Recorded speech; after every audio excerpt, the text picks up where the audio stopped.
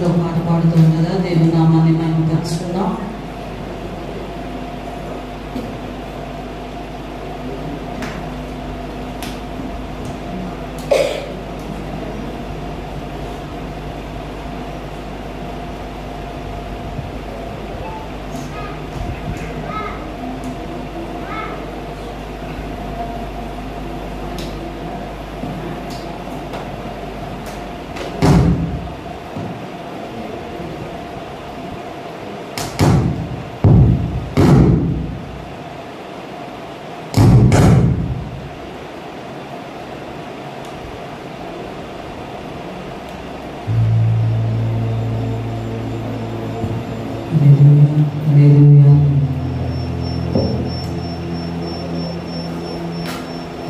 అందరూ కూడా చప్పట్లు కొడుతూ దేవుని నామాన్ని మహిమపరుద్దాం.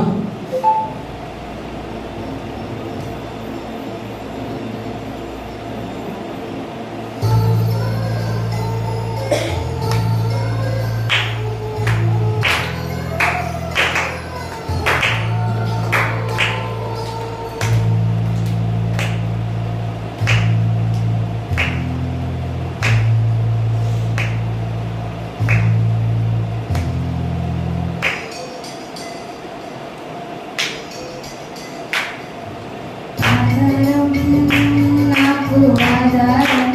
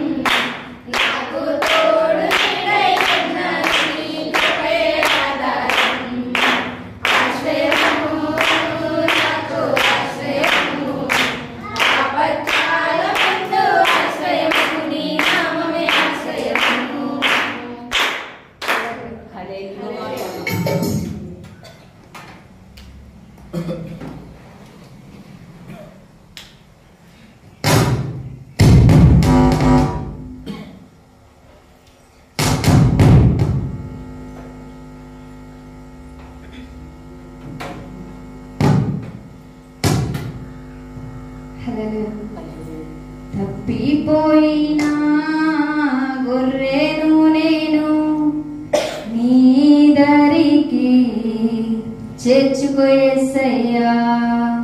తప్పిపోయినా గొర్రెను నేను నీ దరికి చేర్చుకో యేసయ్యా. యజమానుడా నా యజమానుడా నీవు తప్ప నాకు ఎవరు లేరయ్యా. యజమానుడా నా యజమానుడా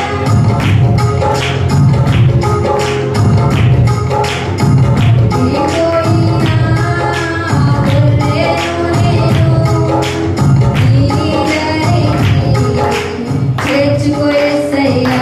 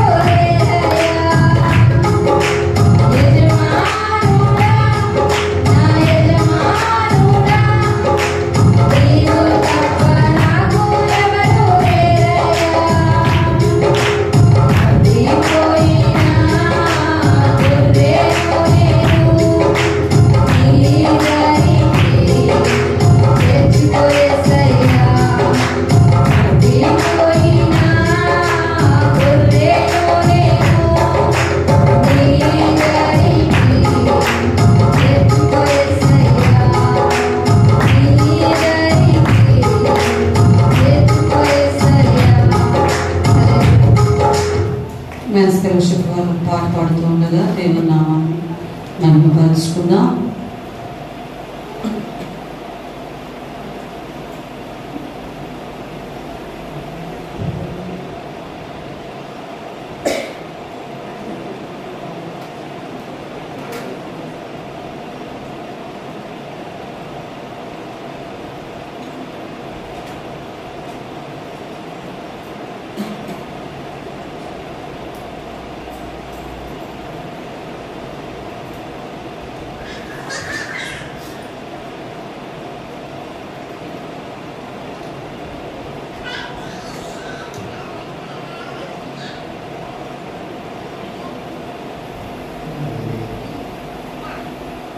కన్నా లోకాన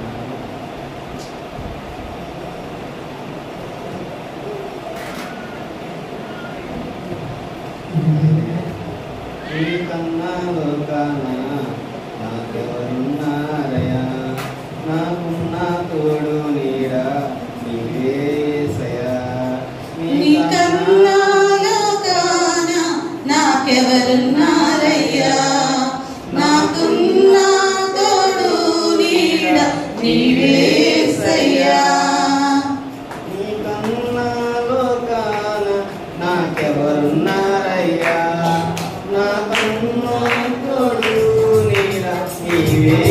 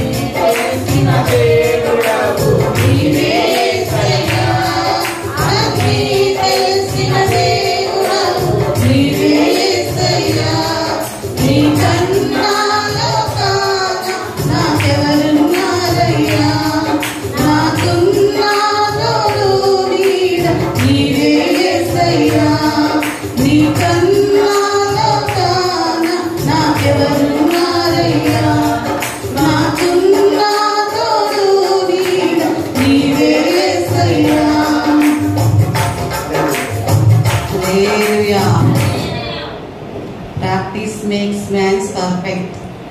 ఏదేమైనా ఒక గ్రూప్ సాంగ్ మనం పాడాలంటే గ్రూప్లో ఉన్న వాళ్ళందరూ ముందుగానే ఆ పాట కొరకు మీరు సిద్ధపడి ప్రిపేర్ అయ్యి నిలబడాలి. ఎందుకంటే మనం లైవ్ వెళ్తుంది కాబట్టి ఎక్కడితో అయిపోయేది కాదు. మరి దాని కింద కామెంట్స్ వస్తుంది, తర్వాత మళ్ళీ మనం బాధపడాల్సిన పరిస్థితి రాకుండా ఉండాలంటే ముందుగానే మనము ప్రాక్టీస్ అనేది, ఏ పనికైనా ప్రాక్టీస్ లేకుండా మనం ఏది కూడా చేయలేం. కాబట్టి ప్రతి ఒక్కరు కూడా ముందుగానే మరి మీరు దేవుని స్థితిలో పాట కొరకు సిద్ధపడి దేవుని స్థితిలో నిలబడవలసిందిగా మనం చేస్తూ ఉన్నాం. మరొక పాట స్త్రీల వారు పాడుతూ ఉండగా దేవుని నామాన్ని మహిమపరుచుకుందాం. హల్లెలూయా, హల్లెలూయా. ఒకసారి మీ పక్కన వాళ్ళు పలకరించండి, ఒకసారి వందనాలు చెప్పండి. పలకరించడం అంటే ఏదో మాట్లాడుకోవడం కాదు కానీ చక్కగా మీ పక్కన వారికి వందనాలు చెప్పి వారి వారి స్థలాల్లో చక్కగా కూర్చుండేటువంటి అవకాశాన్ని వారికి మీరు కల్పించండి. హల్లెలూయా.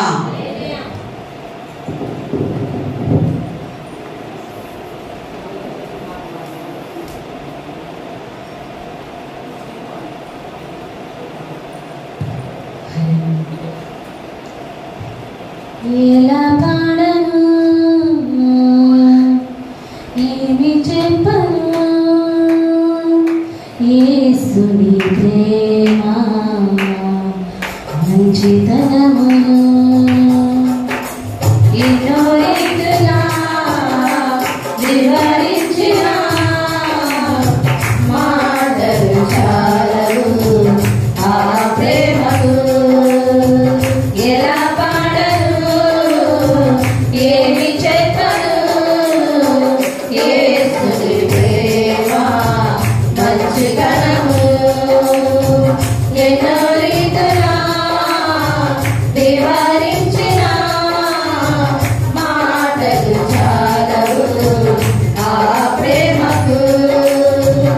ఎందు వెదకినా యేసునామమే ఎటు వెళ్ళినా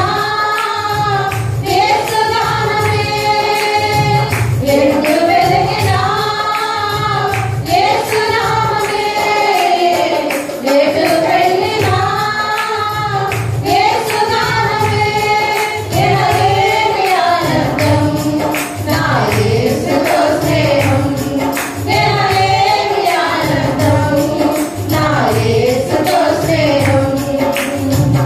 ఎలా పాడను ఏమి చెప్పను యేసుని ప్రేమ మంచితనమును ఎన్నో రీతులా వివరించిన మాటలు చాలవు ఆ ప్రేమకు.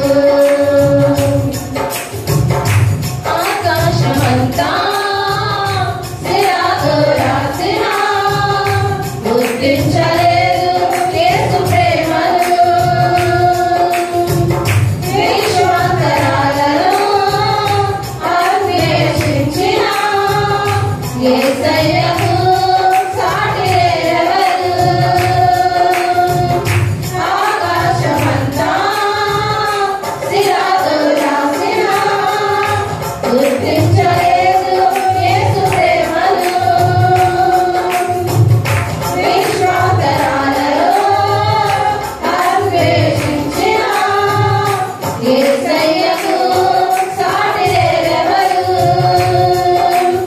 ఊహకు అంతది వర్ణించలేనిది శాశ్వతమైనది నా యేసు ప్రేమ. ఊహకు అంతది వర్ణించలేనిది శాశ్వతమైనది నా యేసు ప్రేమ. ఎందు వెదకినా యేసునామమే ఎటు వెళ్ళినా యేసుగానమే. ఎందు వెదకినా యేసునామమే ఎటు వెళ్ళినా యేసుగానమే. ఎనలేని ఆనందం నా యేసుతో స్నేహం, ఎనలేని ఆనందం నా యేసుతో స్నేహం. ఎలా పాడను ఏమి చెప్పను యేసుని ప్రేమ మంచితనము ఎన్నో రీతులా వివరించిన మాటలు చాలవు ఆ ప్రేమకు. మనుషులు చేసిన దేవుళ్ళు ఎందరో నా యేసు వలనే ప్రాణం పెట్టలేదయా. మరణపు నీడలో తిరిగిన మనిషిని విడుదల ఎవరు ఇవ్వలేదయా. మనుషులు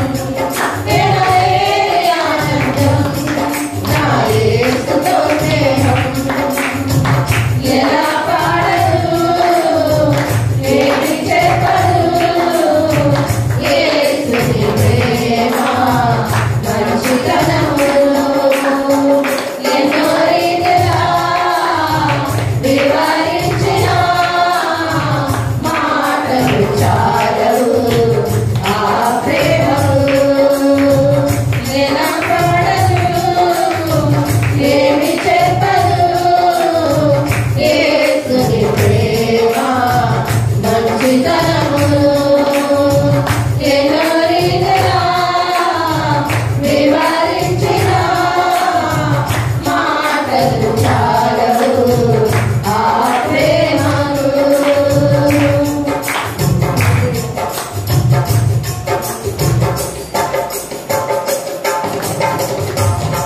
ప్రార్థన చేసుకుందాం. ఇప్పటివరకు కీర్తన ద్వారా దేవుని నామాన్ని మహిమపరుచున్న మనమందరము కూడా పరిశుద్ధాత్మ దేవుని యొక్క సన్నిధిలో దేవుని యొక్క వాక్కు కొరకు ప్రతి ఒక్కరము కూడా సిద్ధపాటుతో కూడిన ప్రార్థన భవ్యం ముందుకు వచ్చినట్లయితే వాక్య నిమిత్తం ప్రార్థన చేయగా ఈ ఆరాధన ముందుకు కొనసాగించుకుందాం.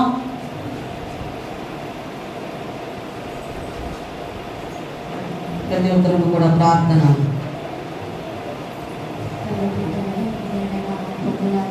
మీకు వేలాది స్తోత్రాలు చెల్లిస్తున్నాం తండ్రి. గడిచిన కాలం మమ్మల్ని ఎంతగానో కాచి కాపాడి మీ సజీవ రంగంలో మమ్మల్ని భద్రపరిచిన విధానం బట్టి మీకు వేలాది స్తోత్రాలు చెల్లిస్తున్నాం తండ్రి. ఈ రోజులకి మమ్మల్ని తండ్రి నీ కృప చేత మమ్మల్ని ఈ రీతిగా ఉంచిన విధానం బట్టి మీకు వేలాది స్తోత్రాలు చెల్లిస్తున్నాం తండ్రి. కీర్తన మహింపరిచిన దేవానికి వందనాలు ప్రభావ. ఈ వాకుల చేత మాతో ప్రతి ఒక్కరితో మీరే మాట్లాడమని అడుగుతున్నాం తండ్రి. నీకే వందనాలయ్యా. మీ దైవ సేవకురాలను ఆయన శిలువను భద్రపరచుకుని ఏడంతల ఆత్మతో నింపి మాకు కావలసిన ఆత్మీయ ఆహారం మాకు దయచేయండి. నీకే వందనాలు అయా. మేము వినగలిగిన చదువు గ్రహించే హృదయాలు ప్రతి ఒక్కరికి దయచేయమని అడుగుతున్నాం తండ్రి. నీకే వందనాలయ్యా. నేను వాకులను మా హృదయంలో భద్రపరచుకుని నెరవేర్చుకునే వారుగా మమ్మల్ని ఉంచమని అడుగుతున్నాం తండ్రి. నీకే వందనాలు ప్రభావ. వచ్చిన బిడ్డల బట్టి నీకే స్తోత్రం నాయన. రావాల్సిన బిడ్డల్ని మందరం దొరబెట్టి తీసుకురామని అడుగుతున్నాం తండ్రి. నీకే వందనాలయ్యా. దైవ సేవకు ఆత్మీయ తండ్రి గారు జ్ఞాపకం చేసుకునే సేవ వ్యక్తులు అయినా గోడబాల ప్రాంతంలో ఉండగా తండ్రి నీకు ఆధార దయచేయండి. అక్కడ జరిగే ఆరాధనలో మీరు తోడు నడిపించండి. మా మధ్యకు మాకు క్షేమంగా రావడం కూడా సహాయం చేయమని అడుగుతున్నాం తండ్రి.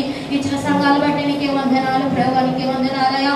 కొత్త ఆత్మలను నీ సన్నిధికి నడిపించండి అయ్యా. అయ్యా వచ్చి వెళ్ళిపోవడమే కాకుండా ప్రతి ఒక్క బిడ్డకి మీ స్థిరత్వాన్ని మీరు దయచేయమని ఆయన జరిగే ఆరాధనతో ఆదరించేంత వరకు నుండి మీరే నడిపించమని ఈ మనలని యేసు నామం అడిగి వేడుకుంటున్నాను తండ్రి. ఆమేన్. ఆమేన్. హల్లెలూయా. అందరూ లేచి నిలబడినట్లయితే ఉత్తర ప్రత్యుత్తరాలను చదువుకుందాం. కీర్తనల గ్రంథము 104వ అధ్యాయము ఉత్తర ప్రత్యుత్తరాలను చదువుకుందాం. Page number 506. నా ప్రాణమా యెహోవాను సన్నుతించుము. యెహోవా నా దేవా, నీవు అధిక ఘనత వహించిన వాడవు. నీవు మహత్యమును ప్రభావమును ధరించి ఉన్నావు.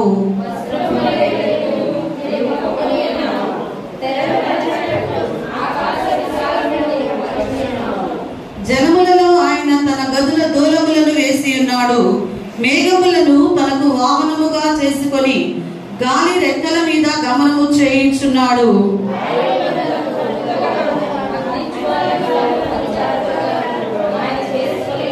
భూమి ఎన్నటికి కదలకుండునట్లు ఆయన దానిని పునాదుల మీద స్థిరపరచెను.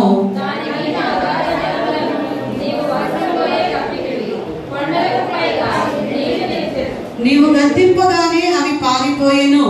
నీ ఉరుము శబ్దము విని అని త్వరగా పారిపోయెను.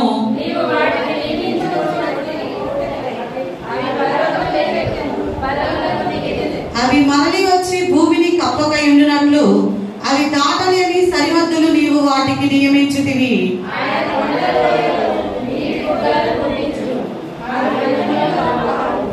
అవి అడవి జంతువులన్నిటికీ దాహమిచ్చును. వాటి వలన అడవి గాడిదలు దప్పి తీర్చుకొనును.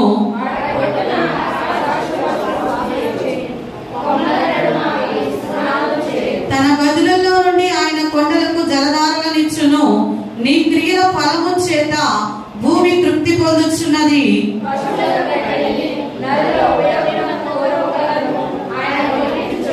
అందుమూలమున భూమిలో నుండి ఆహారమును, నరుల హృదయమును సంతోషపెట్టు ద్రాక్షారసమును, వారి ముఖములకు మెరుగునిచ్చు తైలమును, నరుల హృదయములను బలపరచు ఆహారమును ఆయన పుట్టించుచున్నాడు.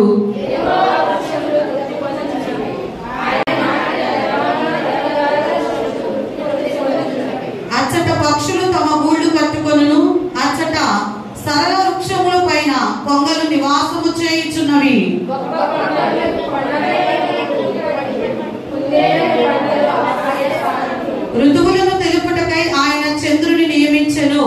సూర్యునికి తన అస్తమయ కాలము తెలియను.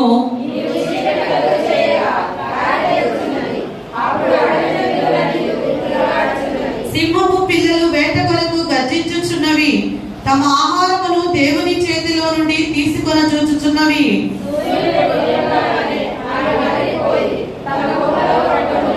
సాయంకాలము వరకు పాటుపడి తమ పనులను జరుపుకొనుటకై మనుషులు బయలు వెళ్ళుదురు.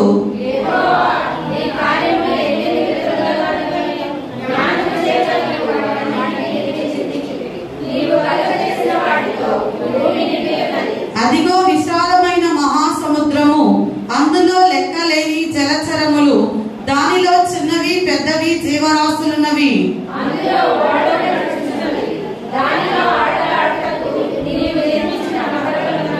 తగిన కాలమున నీవు వాటికి ఆహారం ఇచ్చదవని ఇవన్నీ నీ దయ కొరకు కనిపెట్టుచున్నవి.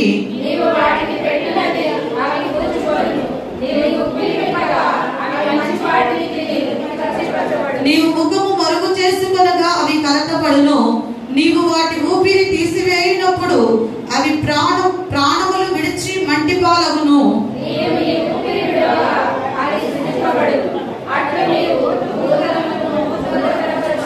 యెహోవా మహిమ నిత్యముండును గాక. యెహోవా తన క్రియలను చూచి ఆనందించును గాక.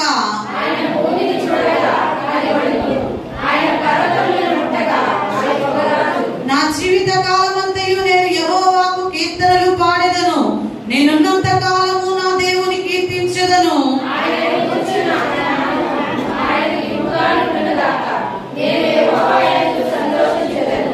పాపులు భూమి మీద నుండి లయమగుదురు గాక. భక్తిహీనులు ఇక ఉండకపోవుదురు గాక. నా ప్రాణమా యెహోవాను సన్నుతించుము, యెహోవాను స్తుతించుడి. ఈ కొద్ది మాటలు దేవుడు దీవించి ఆశీర్వదించును గాక. ఆమేన్. అందరూ కూడా రెండు చేతులు పైకెత్తి పరిశుద్ధాత్మ దేవుని యొక్క సన్నిధిలో ఆయనకు కృతజ్ఞతాస్తుతులు చెల్లిద్దాం. హల్లెలూయా, హల్లెలూయా, హల్లెలూయా, హల్లెలూయా,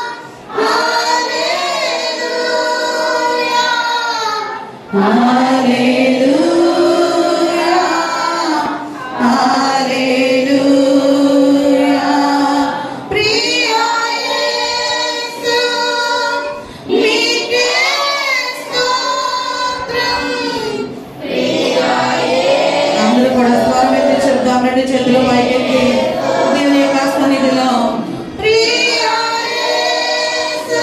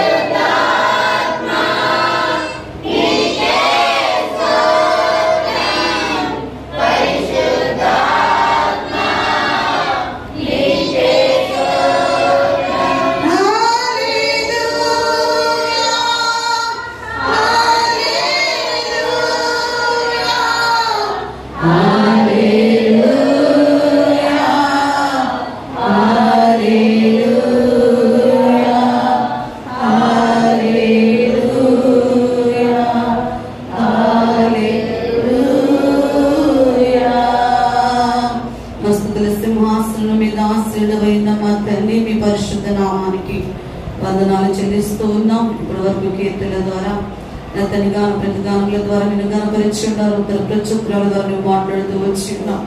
పరిశుద్ధ ఆత్మదేవుని యొక్క వాక్యపు వెలుగులో ఉన్న తండ్రి ప్రతి బిడ్డతో మీరు మాట్లాడండి. మానవ స్వరమును మరుగుపరచని దివ్యమైన వాక్కు ద్వారా ప్రతి హృదయాన్ని మీరు సందర్శించమడుగుతూ ఉన్నాము నాయన. ఎక్కడ కూడా ప్రభు వారి హృదయంలో ప్రభు నా తండ్రి నాయన నా తండ్రి ఎక్కడ ఆలోచనతో నా తండ్రి నన్ను ఆలోచనగా నీ సన్నిధిలో కూర్చునటము కాదు కానీ శ్రద్ధతో నా తండ్రి నీ వాక్కును ఆలకించేటువంటి హృదయములు ప్రతి ఒక్కరికి నా తండ్రి వినగలిగేటువంటి చెవులు గ్రహించగలిగినటువంటి హృదయమును ప్రతి ఒక్కరికి మీరు అనుగ్రహించి కృప కలిగిన కార్యాన్ని వారి జీవితాల్లో మీరు జరిగించి నడిపించమని యేసు నామమున అడుగుతూ ఉన్నాం తండ్రి.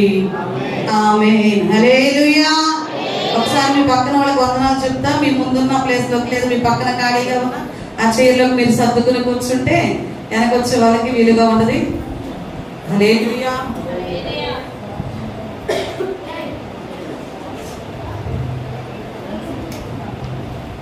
హల్లెలూయా.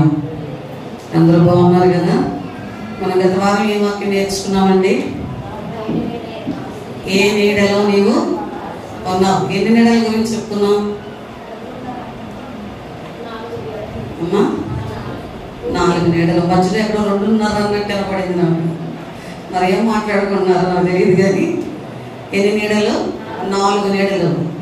మనకు ఈ లోకంలో ఉన్న నీడలు మొదట తల్లి గర్భం అనే నీడ, ఆత్మకు దేహపు నీడ, ఎండ వచ్చినప్పుడు వాన వచ్చినప్పుడు చెట్టు నీడ లేదా ఇంటి నీడ, గొడుగు నీడ, ఇలా ఎన్నో నీడలు ఉంటాయి. కానీ ఇవన్నీ కూడా తాత్కాలికమైనవేనని, అయితే స్థిరమైన నీడ ఎక్కడ ఉందో మనం నేర్చుకోవడం జరిగింది. మొట్టమొదటిగా ముళ్ళ పొద నీడ. ఈ ముళ్ళ పొద నీడ దేనికి సాదృశ్యంగా ఉందంటే శరీరేచ్ఛలు, ఆకర్షణీయమైన కోరికలకు సాదృశ్యంగా ఉంది. వాటిలో మరి చెట్ల దగ్గరికి వెళ్ళడినప్పుడు ఒక్కొక్క చెట్టు చెప్పింది, దేవుడు మాకు అప్పగించిన బాధ్యతలను మేము నిర్వర్తించగా పెత్తనం కొరకు అటు ఇటు ఊగే వారంగా ఉండమని ఒలివ చెట్టు, అంజూరపు చెట్టు, మూడవదిగా ద్రాక్ష చెట్టు. వారికి ఆ పదవి వద్దు కానీ దేవుడు మాకు ఏ ఆధిక్యతనైతే ఇచ్చి ఉన్నాడో ఆ ఆధిక్యతను మేము నెరవేర్చడానికి ఇష్టపడుతూ ఉన్నప్పుడు ముళ్ళ పొదను ఆశ్రయించినప్పుడు ఆ ముళ్ళ పొద అంటే నిజంగా మీరు నాకు ఈ పదవిని ఇవ్వటానికి వచ్చారని షాక్ లో ఉండి అదంటా ఉంది కదా, మీరు నాకు ఇచ్చారా సరే, లేకపోతే నాలో నుండి అగ్నిని మీ మీదకి రప్పించి మిమ్మల్ని అందరినీ కూడా దహించి వేస్తాము అంది. కాబట్టి మనకు ముళ్ళ పొద నీడ వద్దు. రెండవ నీడ ఏ నీడ నేర్చుకున్నామండి? సొర చెట్టు నీడ. ఈ సొర చెట్టు నీడ ఎంతవరకు ఉంటదంట? ఒక్కరోజు అప్పటికప్పుడే సొర చెట్టు మొలిచింది, మళ్ళా రెండవ రోజు కల్లా. అలాగే మన జీవితాలు ఆ నీడను ఆశ్రయించినంత కాలము అది దేనికి సాదృశ్యమని నేర్చుకున్నామంటే స్నేహితులు, బంధువులు, మన బంధాలు, బాంధవ్యాలకు అది సాదృశ్యంగా ఉన్నదని. ఈ బంధాలు, బాంధవ్యాలు మేమున్నామని చెప్తూనే అవసరం వచ్చినప్పుడు, కష్టం వచ్చినప్పుడు కనీసం చూసేందుకు కానీ పలకరించేందుకు కానీ వారు మనకు నిలబడేవారుగా ఉండరు. కాబట్టి ఆ నీడ కూడా మనకు వద్దు. మూడవదిగా బదరీ వృక్షపు నీడ. ఇది దేనికి సాదృశ్యం అంటే పిరికితనానికి, భయమునకు, నిరుత్సాహానికి సాదృశ్యంగా ఉండగా ఈ నీడలో మనం ఉన్నంత కాలం ఎలా ఉంటదంటే మన జీవితాలు ఎప్పుడు పోతామో ఎప్పుడు వరకే నిలుస్తామో తెలియని పరిస్థితులు మధ్య ఉంటాయి. కాబట్టి ఇలాంటి స్థితిలో మనం ఉండకుండా ఈ మూడింటిలోంచి మనం బయటకు వచ్చి జల్దరు వృక్షపు నీడైనటువంటి తండ్రి అయినటువంటి క్రీస్తు నీడలోనికి మనకు వస్తే మనలో ఉన్న భయము, ఆందోళన, నిరుత్సాహము, అనారోగ్యము, శ్రమ వీటన్నిటి నుంచి కూడా దేవుడు మనకు విడుదలను అనుగ్రహించి ఆయన రెక్కల నీడలో మనను భద్రపరుస్తూ అనిత్యము మనం పోషించే దేవుడుగా ఆయన ఉంటూ ఉన్నాడు. కాబట్టి మనం అందరం కూడా ఏ నీడలో ఉండాలనుకున్నామంటే జల్దరు వృక్షపు నీడైన క్రీస్తు నీడలో మనము జీవించే వారముగా ఉండాలి. హల్లెలూయా, హల్లెలూయా. అయితే ఈ రోజున మరొక మాటను మన బైబిల్ గ్రంథంలో నుంచి ధ్యానం చేసుకుందాం. కీర్తన గ్రంథము 66వ అధ్యాయము 18వ వచనాన్ని చదువుకుందాం. పాత నిబంధన గ్రంథము పేజ్ నంబర్ 485. నా హృదయములో నేను పాపమును లక్ష్యము చేసిన ఎడల ప్రభువు నా మనవి వినకపోవును. హల్లెలూయా, హల్లెలూయా.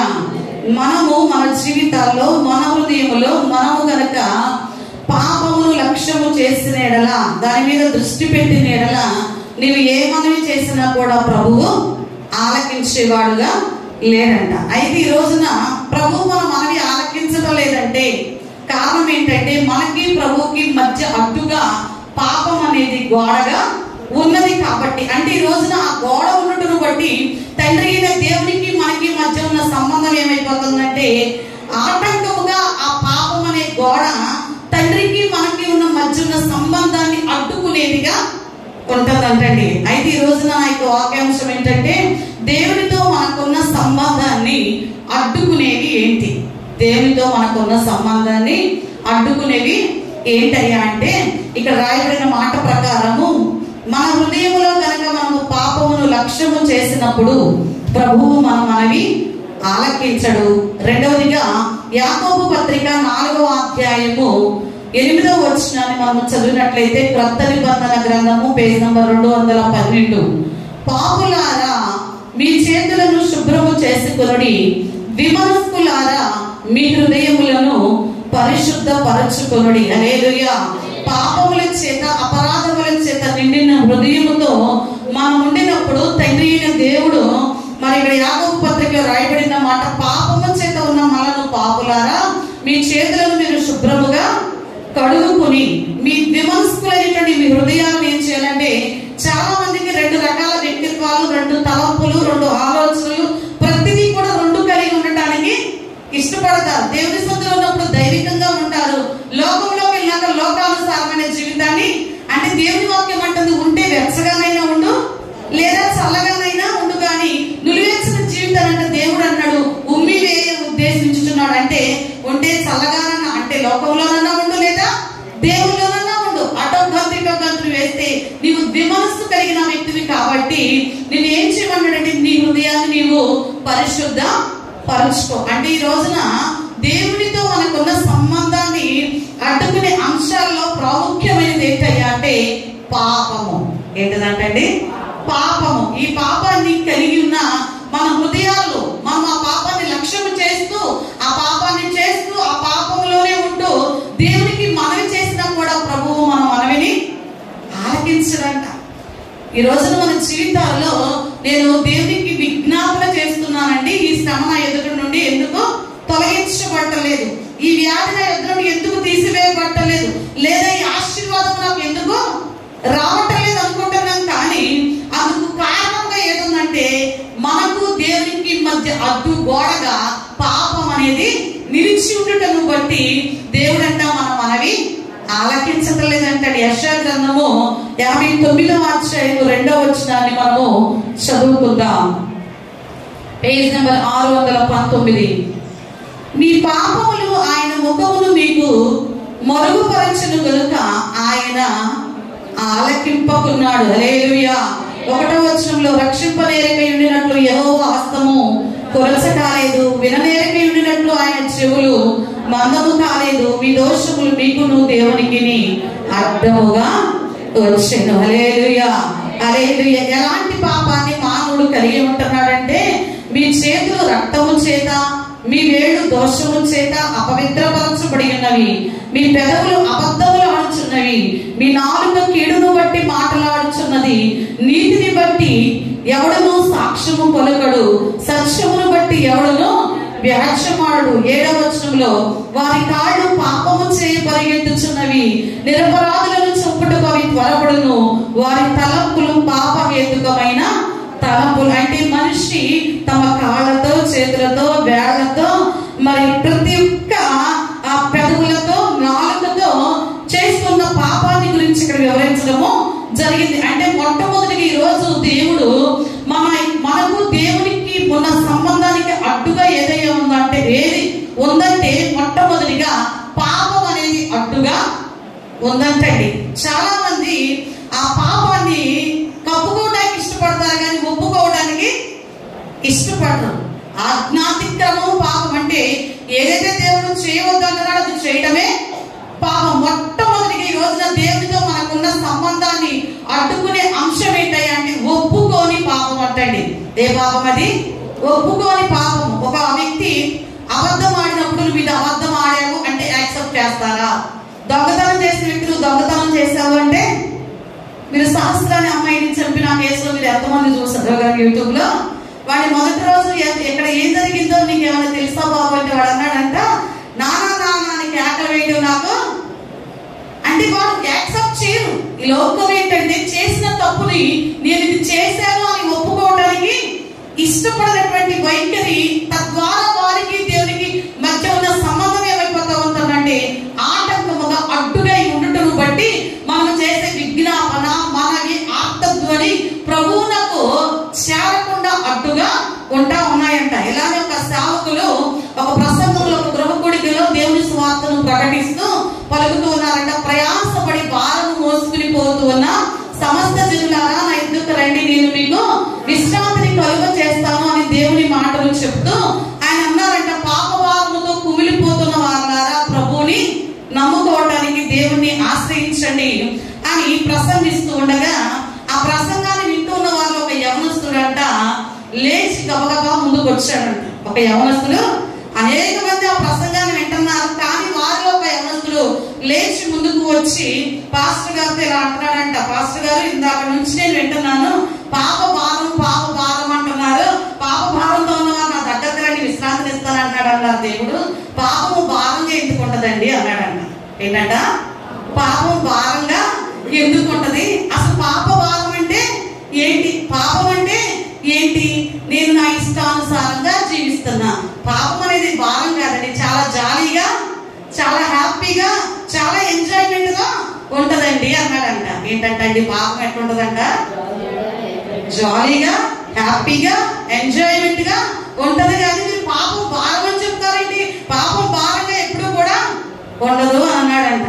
పాస్టర్ గా చెప్తా ఉన్నా ఆయన మాటను పెడచెవిన పెడుతూ లక్ష్య పెట్టకుండా పాస్టర్ గారితో వాదిస్తూ వితర్కంగా మరి వాదన చేస్తూ ఉండగా ఆ వాదన అంతా కూడా నిబ్బరంగా సేవకులు పాపం భారం కాదు, చాలా హ్యాపీగా, చాలా ఎంజాయ్మెంట్ గా ఉంటది, అసలు దాని గురించి మీకు తెలియదు అన్నట్టు మాట్లాడితే చక్కగా మరి ఎంత దబాయించినా కూడా ఓర్పుతో సేవకులు విన్నారంట. విన్న తర్వాత అన్నారు, పాస్టర్ గారు అన్నారంట చాలా సౌమ్యంగా, నాన్న నువ్వు చెప్పిన మాట మరి నీ వరకు నీకు కరెక్ట్ గానే అనిపిస్తుంది, సరే నీ మాటకే వద్దాం, అయితే నేను నిన్ను ఒక ప్రశ్న అడుగుతాను, దానికి సరైన సమాధానం నువ్వు చెప్పు. పాప భారం గురించి తర్వాత మాట్లాడుకుందాం. నేను నిన్ను ఒక ప్రశ్న అడుగుతా, దాని గురించి నువ్వు సమాధానము చెప్పమన్నప్పుడు పాస్టర్ గారు అన్నారంట, మరి ఒక వ్యక్తి చచ్చిన శవం మీద ఒక 10 కేజీల రాయి అతని గుండెల మీద పెట్టి ఆ చచ్చిన శవముతో, దేంతోనండి?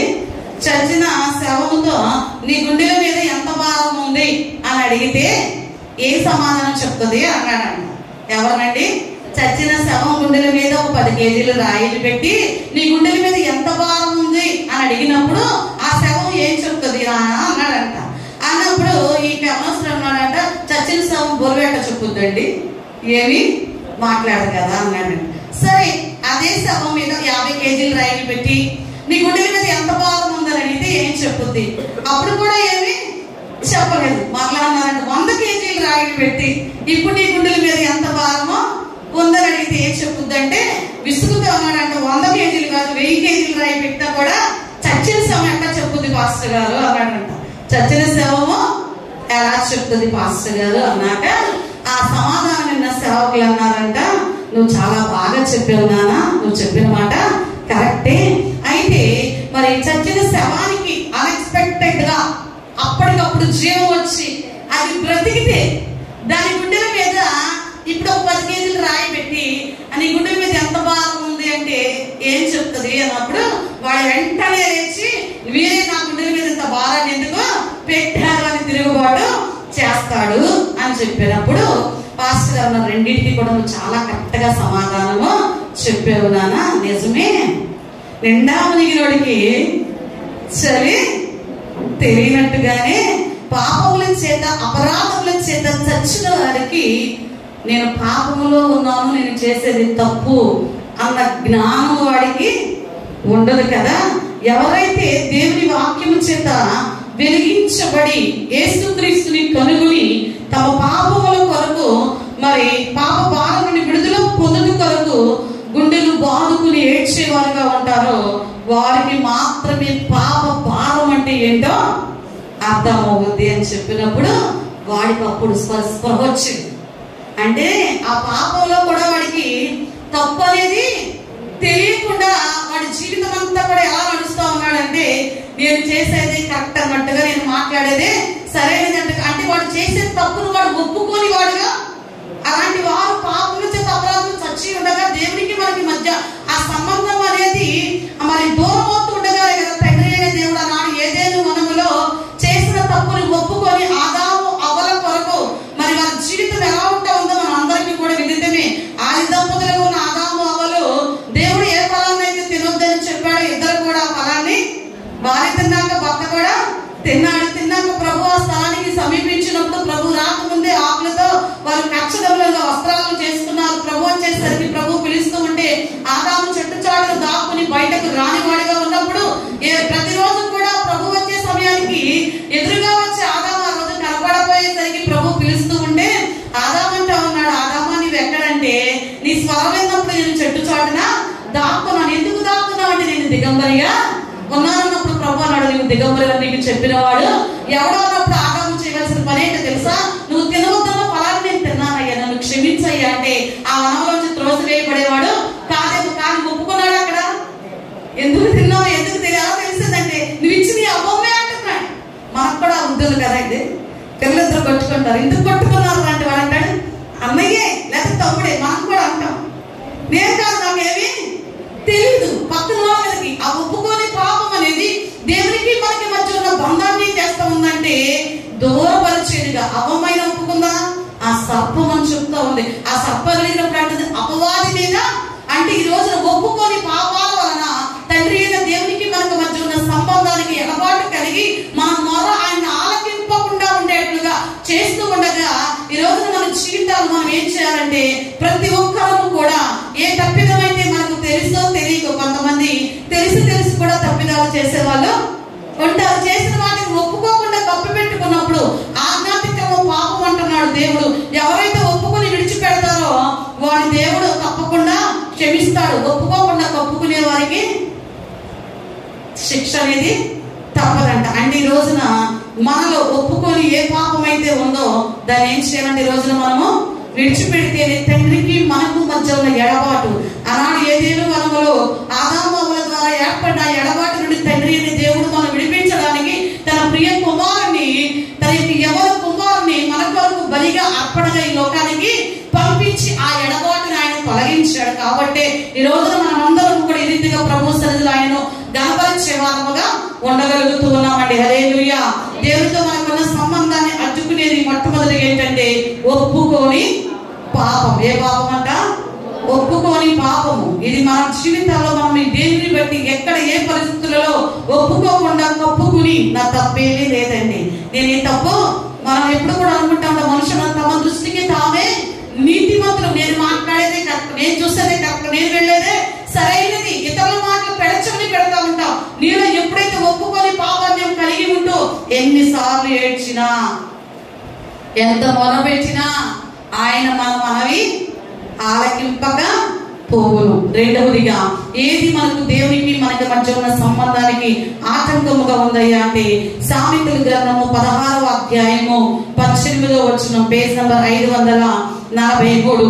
నాశనములకు ముందు గర్వము నడుచును, పడిపోటుకు ముందు అహంకారమైన మనస్సు నడుచును. రెండవదిగా దేవునికి మనకు మధ్య ఉన్న సంబంధానికి ఆటంకముగా ఉన్నది ఏంటయ్యా అంటే గర్వము, అహంకారం. ఏంటంటే గర్వము, రెండవదిగా అహంకారము. మనం ఈ గర్వం అనేది ఎప్పుడు మనుషులకు రావడాన్ని మనం చూస్తూ ఉంటామంటే ఒక వ్యక్తి స్థిరపడిన తర్వాత అంటే మనసును గర్వించి చెడిపోయేవారుగా ఉంటారంట. అంటే దేవుడు మనకి పొజిషన్ ఈరోజు 0 పొజిషన్ లో ఉన్నప్పుడు ప్రభువా నీవు తప్ప మాకు విడుదలనిచ్చేవాళ్ళు కానీ, మమ్మల్ని ఆశీర్వదించేవాళ్ళు కానీ, లేదా మాకు ఈ కార్యాన్ని జరిగించేవారు కానీ, లేదా మాకు అబ్బాలు తెరిచేవారు కానీ, లేదా మమ్మల్ని ఆర్థికంగా మరి దీవించేవారు కానీ, మాకు ఈ జాబ్ ఇచ్చేవారు కానీ లేరనంట. ఆ 0 పొజిషన్ లో ఎక్కడి నుంచి వస్తామంటే ఆయన పాదాల దగ్గర నుంచి ఆయన పాదాలు పట్టుకుని విడిచిపెట్టని వైఖరి మొదటి స్థితిలో కలిగి ఉన్నప్పుడు పరిశుద్ధ ఆత్మ దేవుడు మన మనవి ఆలకించి దేవుడు నిన్ను గర్భఫలాలతో, భూఫలాలతో, ఆర్థికంగా, ఆరోగ్యపరంగా సమస్త ఫలాలతో దీవించిన తరువాత అంటే ఒక వ్యక్తి స్థిరపడిపోయిన తర్వాత అంట ఆ వ్యక్తి యొక్క విధానం ఎలా ఉంటుందంటే గర్వించే స్థాయిలోనికి వెళ్ళిపోతారంట. కానీ దేవుని వాక్యం అంటా ఉంది నాశనములకు ముందు ఏం నడుస్తుందంటే ఎప్పుడు కూడా వ్యక్తిలో ఉండేది ఏంటంటే ఒకరికంటే నేనే ఎక్కువ, అందరికంటే నేనే ప్రథముడుగా ఉండాలి, నాదే పై చేయిగా ఉండాలి అనేటువంటి వ్యక్తిత్వాన్ని ప్రతి ఒక్క మానవుడు ఏదో ఒక సందర్భంలో కలిగి ఉంటాడంట. కానీ దేవుడు మనకేమో మన దేహంలో ఒక్కొక్క అవయవానికి దేవుడు ఒక్కొక్క బాధ్యతను అప్పగించాడు. అలానే అన్నింటిలో మనదే పై చేయిగా ఉండాలంటే అది జరిగే పని అయితే కాదు. ఎందుకంటే రోమపత్రిక 12వ అధ్యాయము 4-5 వచనాలు మనం చూస్తే, ఒక్క శరీరంలో మనకు అనేక అవయవములు ఉండినను ఈ అవయవములన్నిటికీ ఒక్కటే పని ఎలాగో ఉండదో అలాగే అనేకులమైన మనము క్రీస్తులో ఒక్క శరీరముగా ఉండి ఒకరికొరకొకరు ప్రత్యేకముగా అవయవములై ఉన్నాం. అంటే నీ చేయి చేసే పని చెయ్యే, అంతేనండి. చేయి చేసే పని నోరు, నోరు చేసే పని ముక్కు, ముక్కు చేసే పని చెవి, చెవి చేసే పని నాలుక, నాలుగు చేసే పని కాదు చేస్తుందా? నోరుతో చేసే పని కాదు చేయగలుగుతామా? నోటితో తింటాం, అదే పని కాదు చేయగలుగుతామా? కాళ్ళతో నడుస్తాం, నోటితో నడవగలుగుతామా? అలాగే దేవుని వాక్యం చెప్తా ఉన్నది ఏంటంటే, నువ్వు ఒక ప్రత్యేకమైన వ్యక్తిని. గర్వము ద్వారా నేనే అన్నిటిలో ప్రథముడను, నాదే పై చేయి, నా మాటే నెగ్గాలి, నేను ఎవరి మాట లెక్క చేయను, ఎందుకు ఇతరులకు లోబడి ఉండాలి, ఎందుకు నేను తగ్గించుకోవాలి అని అనుకుంటేనంట అది నీలో ఉన్న గర్వానికి సాదృశ్యముగా ఉన్నదంట. గర్వం ఏం చేస్తూ ఉండదంటే మనను నాశనానికి నడిపించేదిగా. కొన్నిసార్లు అంటే మన దేహంలో ఉన్న అవయవాలు కూడా ఉదాహరణతో పోటాడుకుంటా ఉంటాయంట. మన చేతికి ఎన్నేళ్ళు ఉన్నాయి? మీ అందరి చేతికి 5 ఉన్నాయా? కొంతమందికి 6 కూడా ఉంటాయి, కొంతమందికి ఉన్నాయా? మీలో 6 ఎవరికైనా?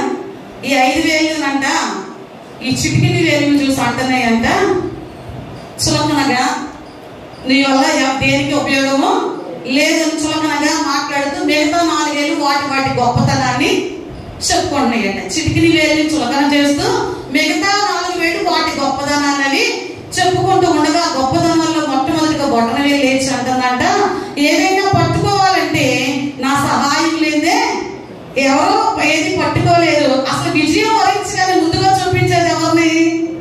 నన్నే చూపిస్తారు. కాబట్టి నాకున్న ప్రయారిటీ, నాకున్న ప్రిఫరెన్స్ నీకుందా అని దాని గొప్పదనాన్ని చెప్పుకుంటూ చిటికిని వేలు ఏం చేస్తుందంట, చులకనగా. నీలో గొప్పతనం ఉంటే ఇతరులు పొగడాలి తప్ప నిన్ను నువ్వు పొగుడుకుంటామో కాదు. గమనించాలి. ఇదేమంటుంది? విజయం రాగా నన్నే చూపిస్తారు, అసలు పట్టుకోవాలి నేను లేదే ఏది చేయలేరంటే. 2వ వేలు అంటుందంట, మీ అందరికంటే మరి ఎవరినైనా హెచ్చరించడానికి, ఏదైనా చూపించడానికి ఎక్కువగా కదా గొడవ వచ్చినప్పుడు కొట్లాట్లో నీ సంగతి బాగా కనిపించేది, మిగతా ఏమి చూపించాం, ఏం చేస్తావు? 4 వేలు వచ్చి ఈ వేళ నీ సంగతి చెప్తానంటాం కదా. ఇది ఇంకా ఆగట్లేదు. ఎవరైనా హెచ్చరించడానికి కానీ ఏదైనా చూపించాలన్నా కూడా ఏం చేస్తాం? ఈ వేలతో ఎక్కువగా చూపిస్తాం కదా. నన్నే ఉపయోగిస్తారో తెలుసా అని దాని గొప్పదనాన్ని చెప్తూ, అసలు నువ్వు దేనికి ఉపయోగపడతావు అన్నట్టుగా మాట్లాడితే, మధ్యలో ఉన్న మధ్యవేలు అంటుందంట, మీరు ఎన్ని చెప్పినా మీ అందరిలో ఎత్తుగా ఉండేది, మీకు మధ్యవేలు ఎత్తుగా ఉందో చూసుకోండి, ఉందా? అందరికంటే హైట్ గా ఉండేది నేనంటే ఏమనుకుంటున్నారు అని అంటే, పక్కన ఉన్నటువంటి మరి ఈ వేలు అంటే బలహీనపు వేలు, ఒంగరపు వేలు అంటారంట. ఈ వేలు అంటుందంట, నేను చూడటానికి బలహీనంగా ఉన్నా కానీ ఏ వెడ్డింగ్ రింగ్ అయినా మొదటిగా తొడిగేది నాకే అని చెప్తుందంటండి. 4 వేలు వాటి గొప్పతనాన్ని, ఒకటేమో విజయానికి గుర్తుగా నన్నే చూపిస్తారు, రెండోదేమో హెచ్చరిస్తారు, మూడోదేమో అందరికంటే హైట్ గా నేనే ఉన్నా, ఉంగరపు వేలు మొదటిగా నన్నే ఉపయోగిస్తారు ఉంగరం పెట్టడానికి. అంటే చిటికిని వేలంట వీళ్ళన్నీ చెప్పే మాటని బాధపడుతూ, నిజమే నేను దేనికి కూడా ఉపయోగపడని దాన్ని. కానీ ఒక విషయం మీరు తెలుసుకోండి, ఒక విషయం మీరు తెలుసుకోండి, నేను మరి విజయానికి గుర్తుగాను పనికిరాను, ఇతరులను హెచ్చరించడానికి పనికిరాను, లేదా నాకు హైట్ పరంగా చూస్తే కూడా నన్ను సరైన హైట్ కూడా కాదు. అలానే ఎవరు ఉంగరం పెడతారంటే ఏది సాగపోతే తిని తగిలిస్తారు, అవునా? పిల్లలకు కూడా అలానే దానికి కూడా నేను పనికిరాను. కానీ మరి నేను మీ అందరికంటే నేను ఒకటి చెప్పాలనుకోండి. ఏంటో చెప్పమంటారా? ఎవరికైనా వందనం చెప్పేటప్పుడు ముందుగా కనపడేది నేనే అందంట. హల్లెలూయా, హల్లెలూయా. చాలా మంది అంటే వారి గొప్పతనాలు చూసి మురిసిపోతూ ఇతరులను చులకనగా తక్కువగా మాట్లాడుతూ ఉంటే, దేవుని వాక్యం అంటే జీవితంలో గొప్పలను బట్టి, దేవుడిచ్చిన వాటిని బట్టి గర్వించక మన జీవితాల్లో ఏదైతే దేవుడు మనకి ఇచ్చాడో దాన్ని బట్టి ప్రభువుని మనం గర్వపరిచే వారంగా ఉంటూ దేవుడు మనకి ఏ స్థానాన్ని ఇచ్చాడో ఆ స్థానాన్ని బట్టి నిరుత్సాహపడక దేవుడు మనకంటూ ఒక ప్రత్యేకమైన స్థానాన్ని ఇచ్చాడు. ఆ స్థానాన్ని బట్టి ఏం చేయాలంటే ప్రభువుని గర్వపరిచే వారముగా మనకి ఇచ్చిన స్థానాన్ని బట్టి స్థిరపడ్డాం. ఒకప్పుడు కష్టాలు పడ్డాం, నిందలు అనుభవించాము, లేదా అవమానపరచబడిన సందర్భాలు ఉన్నాయి, చూడగలిగా మాట్లాడిన పరిస్థితులు ఉన్నాయి, ఎవరికి కూడా మనం చూసి కూడా చూడట్టుగా వెళ్ళిపోయిన రోజులు ఉన్నాయి. కానీ ఈ రోజు దేవుడు స్థిరపరిచిన తర్వాత ఏం చేయకూడదంటే మనము మనసునంట గర్వించే వారముగా ఏం చేయకూడదంటే కొంతమందికి ఎన్నిసార్లు చెప్పినా కూడా వారికి ఆ ప్రవర్తనలో మార్పు అనేది రాదు. కారణం ఏంటి తెలుసా? మాట పెడచెవిని పెట్టేటువంటి తత్వము. ఎవరంటే గర్వహృదయులు అంటే చెప్పిన మాటనంట లక్ష్య పెట్టేవారుగా పెడచెవిని పడుతూ లెక్క చేయనట్టుగా ప్రవర్తిస్తూ ఉంటారంట. అయితే దేవుని యొక్క సన్నిధిలో మరి ఆనాడు అపోస్తల కార్యములు 12వ అధ్యాయము 23వ వచనాన్ని మనం చదివినట్లయితే క్రొత్త నిబంధన గ్రంథము పేజీ నంబర్ 114, 12వ అధ్యాయం అపోస్తల కార్యముల గ్రంథము 23వ వచనం. అతడు దేవుని మహిమపరచనందున వెంటనే ప్రభువు దూత అతని మొత్తెను గనుక పురుగులు పడి ప్రాణము విడిచెను. ఇక్కడ రాయబడినటువంటి మాటలు, ఒక దినమున హేరోదు రాజు వస్త్రములను ధరించుకుని న్యాయపీఠం మీద కూర్చుండంట. మరి ఉపన్యాసం చేస్తూ ఉన్నాడంట. సభ తీర్చబడి అందరూ కూర్చుని ఉండగా ఉపన్యాసం చేసినప్పుడు ఆ ఉపన్యాసం విన్న తర్వాత అక్కడ ఉన్న వాళ్ళందరూ అంటున్నారంట, మీరు గమనించండి, ఒక వాక్య పరీక్షని కానీ లేదా ఒక క్లాస్ కానీ ఒక మీటింగ్ కానీ వెళ్ళినప్పుడు ఒక వ్యక్తి చెప్పిన మాటలు ఒక్కొక్కరిని ఒక్కొక్క రీతిగా హత్తుకుంటూ ఉంటాయి. హత్తుకున్నప్పుడు వారు తర్వాత ఏం చేస్తూ ఉంటారంటే వారు ఏ మాట ద్వారా అయితే దేవుడు వారిని దర్శించాడో, ఏ మాట ద్వారా వారిని బలపరిచారో దాని గురించి షేర్ చేసుకోవడం అనేది సహజంగా ఎక్కడైనా జరిగే పని. అయితే ఇక్కడ జరిగినటువంటి ఈ సభలో ప్రజలందరూ కూడా అంటండి బిగ్గరగా ఏకస్వరంతో ఏమని పలుకుతున్నారంటే, రాజా నువ్వు మాట్లాడిన మాటలు దేవుడే పలికించాడు తప్ప నువ్వైతే మాట్లాడలేదు. అయితే నువ్వు పలికిన స్వరము దైవ స్వరమే, ఇంకొకటి కాదు అని వారు చెప్తూ ఉన్నప్పుడు అంటే మరి ఇక్కడ రాజు చేయవలసిన పని ఏంటంటే, ఈ రోజు నేను ఇలా మాట్లాడానంటే అందుకు కారణము దేవుడే అని దేవుణ్ణి మహిమపరచాడు. అవునా? ఈ రోజు దేవుడు మనం తినడానికి ఆహారం ఇచ్చినందుకు నీకు వందనాలయ్యా, ధరించుకోవడానికి వస్త్రాలు ఇచ్చినందుకు వందనాలయ్యా, నాకు ఇచ్చిన ఆరోగ్యాన్ని బట్టి వందనాలయ్యా, ఈ రోజు నా అభిభూములన్నీ కదులుతూ ఉన్నాయంటే నీవు ఇచ్చిన కృపని ప్రతి దాన్ని బట్టి కూడా మనం ఏం చేయాలంటే దేవునికి కాదండి నేను అవయవాలు సక్రమంగా కదులుతూ నేను చక్కగా తింటానండి, తిండి తింటానండి, కారణం నా భర్త ఇవి కాదు. వీటన్నిటికీ కారణం ఎవరంటే మనకి సృష్టికర్తని దేవుడు కాబట్టి మనము దేవుడిని మహిమపరచాలి. ఇక్కడ రాజు ఏం చేశాడంటే దేవుని స్వరమే, ఇది నీ మానవ స్వరము కాదన్నప్పుడు ఇది నిజముగా దేవుడు పలికిస్తే తప్ప నేను పలకలేదయ్యా అనవలసిన రాజంట దేవుని మహిమపరచలేదంటే వెంటనే దేవుని దూత వచ్చి ఒత్తిందంట. మొత్తగానే ఏమైందంట, పురుగులు పడి, కొంతమంది అంటారు పురుగులు పడి వస్తావరా అంటారు. మన మాటలు అంత శక్తి ఉండదులేండి. మనం అన్నంత మాత్రం జరిగిపోతే ఎంతమందిని క్షేపించాము, ఈ పాటికి ఎంతమంది లైవ్ అయిపోవాలి కదా. దూత వచ్చి వచ్చిందంట. కారణం ఏంటంటే దేవుని మాట, దేవుని యొక్క కార్యాన్ని బట్టి దేవుని మహిమపరచనందున దేవుని దూత వచ్చి మొత్తినప్పుడు పురుగులు పడి చనిపోయాడు, ప్రాణం విడిచాడు. అంటే ఈ రోజున గర్వ హృదయులందరూ కూడా యెహోవాకు హేయులు, నాశనములకు ముందు గర్వము. నీకు దేవుడు ఏదైతే ఇచ్చాడో దాన్ని బట్టి నువ్వు స్థిరపడిన తర్వాత ఏం చేయాలంటే దేవుని మహిమపరిచే వ్యక్తిగా ప్రతిదీ నువ్వు బ్రతుకున్న ప్రతి ఈవి నువ్వు అనుభవిస్తున్న ప్రతిదీ కూడా ఎవరిచ్చినవంటే దేవుడు ఇచ్చినటువంటి బహుమానముగా నీవేం చేయాలంటే దేవుణ్ణి గర్వపరచాలే తప్ప మనకున్న స్థాన భాగాన్ని బట్టి మనము గర్వించే వారముగా. ఇలాగ ఒక రోజునంట ఒక రూపాయి 2000 రూపాయలకి పోట్లాట వచ్చిందంట. వేటికి 2000 నోటు అంటుందంట. గొడవ అయినప్పుడు రెండింటికి మాట పెరిగి 2000 నోటు అందంట. ఆఫ్టర్ నువ్వు రూపాయి నీ ద్వారా ఈ రోజు ఏ వస్తువు కొనాలన్నా కూడా ఎవరో కొనలేదు, నా 2000 రూపాయలకి ఉన్న వాల్యూ ఏంటో నీకు తెలియదు, నన్ను తీసుకుని మార్కెట్కి వెళ్తే ఎన్ని వస్తువులు వస్తాయో నీకు తెలుసా అన్నంట. ఎవరో 2000 నోటు అన్నప్పుడు విని దాని గొప్పలన్నీ విన్నాక ఈ 100 రూపాయ నోటు ఉందంట, ఈ కాయిన్ ఉందంట. మరి ఏడ్చావులే నేను తీసుకెళ్తే 2000తో చాలా వస్తాయేమో, అంతటితో సరిపెట్టుకోను, కానీ మరి నేను వెళ్ళినన్ని సార్లు ఎప్పుడైనా నువ్వు చర్చికి పోయావా అని అంట. నేను వెళ్ళిన అన్నిసార్లు ఎప్పుడైనా నువ్వు చర్చికి పోయావా అని అంట. మరి మీలో ఎంతమందికి అర్థమైందా? అర్థమైందండి. నేను పోయిన అన్నిసార్లు నువ్వు ఎప్పుడైనా చర్చికి ఎప్పుడు మొత్తం 2000 నోటు. దేవునికి స్తోత్రం. హల్లెలూయా.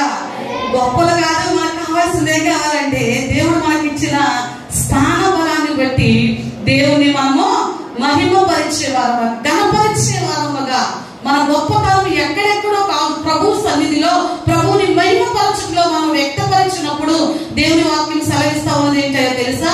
నీలో గర్వము అహంకారాన్ని నువ్వు ప్రక్కన పెట్టి నా మాటకు నీవు విధేయత చూపి నన్ను అనుసరించి నడిచినప్పుడు నీకున్న స్థానాన్ని బట్టి నేను నిన్ను అనేకుల ఎదుట ఉన్నతమైనటువంటి స్థలాల్లో కూర్చుండబెట్టేవాడుగా ఉన్నాను. హల్లెలూయా, హల్లెలూయా. మొదటిగా దేవునికి మనకు మరి నా సంబంధానికి అడ్డుగా ఉన్నది ఏంటంటే ఒప్పుకోని పాపము, రెండవదిగా గర్వము మరియు అహంకారమైన మనస్సు, మూడవదిగా యాకోబు పత్రిక 1వ అధ్యాయము 6 నుండి 8 వచనాలు చదువుకుందాం. Page number 211.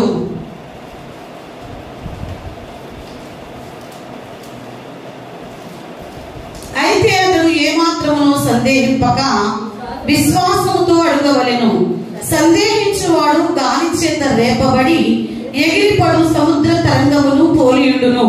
అట్టి మనుషుడు ద్విమనస్కుడై తన సమస్త మార్గముల యందు అస్థిరుడు గనుక ప్రభువు వలన తనకేమైనను దొరుకునని తలంచుకొనరాదు. హల్లెలూయా.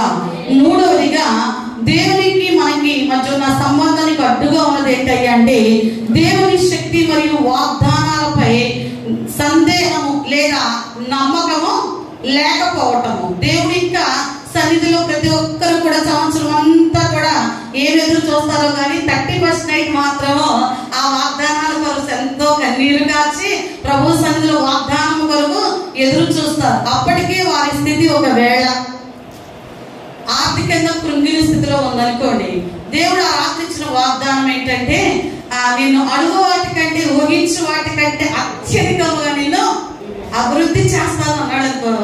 దేవుడు కొంతమందికి ఏంటంటే దేవుడు ఈ సంవత్సరం నన్ను దీవిస్తాడేమో అని నమ్మకం ఉంటే కొంతమంది అనుకుంటారు అత్యధికంగా కాదు, కనీసం పట్టడు అన్నం తింటానికి ఈ రోజు నాకు లేదు, ఎక్కడ అభివృద్ధి చేస్తామన్న సందేహం కొంతమందిలో ఉంటది.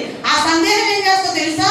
ఆ వాగ్దానం నీ జీవితంలో నెరవేర్పులోనికి రానిదండి. కానీ మన జీవితాల్లో ఈ రోజున మనం అడుగుతూ ఉన్న ప్రతిదీ కూడా పొంది ఉన్నామని మనము నమ్మాలి. మన దేవునికి అసాధ్యమైనది ఏది కూడా లేదు. సర్వ సృష్టిని కూడా శూన్యంలో సృష్టించిన తండ్రి అయిన దేవుని వెంబడిస్తున్న ఆయన బిడ్డలమైన మనము ఆయన ప్రియ కుమారుని బలిగా అర్పణగా మన కొరకు ఇచ్చిన తండ్రి మనకు సమస్తమును కూడా ఇవ్వగల సమర్థుడు అన్నటువంటి నమ్మకం ఈ రోజున మనలో నమ్మాలి. నమ్ము ప్రతివాడు ఎలా నమ్మాలంటే గుడ్డివాడు ఎదురు ఏముందో తెలుగు ఏదుందని చెప్తే గుడ్డివాడు ఎలా నమ్ముతాడో ఈ రోజున మన జీవితాల్లో తండ్రి దేవుని వాగ్దానం మన ఎదురుకు వచ్చినప్పుడు దాన్ని తప్పక దేవుడు మన జీవితాల్లో నెరవేర్పు దయచేస్తాడు. అయితే నువ్వు సందేహంతో కాకుండా విశ్వాసముతో అడగాలి. ఒకవేళ నువ్వు సందేహించువాడంటే గాలి చేత రేపబడి ఎగిరిపడు సముద్ర తరంగములను పోలియుండును. ఎందుకు మన జీవితాల్లో ఒకవేళ మనం బయట ఒక పొట్టు మూటను ఓడదీసి పెట్టామనుకోండి,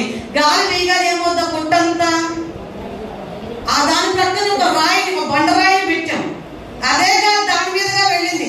ఆ రాయికి ఏమైనా చలనం ఉంటుందా? చలనం అనేది అంటే నువ్వు ఎలా ఉండాలంటే నిత్యము కదలగా నిత్యము నిలిచే సియోను కొండ వలె మన యొక్క విశ్వాసపు పరిమాణము ఉండాలి. తప్పక మన దేవుడు మన జీవితాల్లో ఈ అద్భుతాన్ని చేస్తాడు. ఎంతో మంది భక్తుల జీవితాలు మనకి మాదిరికరంగా దేవుడు మన ఎదుట వాళ్ళని మరి ఉంచి ఉండగా వారిని మనం ఒక రోల్ మోడల్ గా తీసుకుని నిజమే వారి జీవితంలో చేసిన దేవుడు మన జీవితంలో కూడా చేస్తాడు. మృగతులకి మన చాలా గర్భాన్ని తెచ్చాడు కదా, మా పట్ల కూడా కార్యాన్ని చేస్తాడు. ఎలిజబెత్ గర్భాన్ని తెచ్చాడు కదా, మా పట్ల కూడా చేస్తాడు. కనాను స్త్రీ కుమార్తె దెయ్యం పట్టి ఉన్నప్పుడు మాట మాత్రం సలించిన చాలంటే ఆమె కుమార్తెకు స్వస్థత వచ్చింది కదా. శతాధిపతి యొక్క దాసునికి కూడా మాట ద్వారా స్వస్థత వచ్చింది కదా. నాయుడు గ్రామంలో మరి విధవరాలి కుమారుడు చనిపోయినప్పుడు వచ్చిందా? బ్రతికిందా? స్వస్థత కదా. చచ్చిపోయింది, బ్రతికిందా లేదా?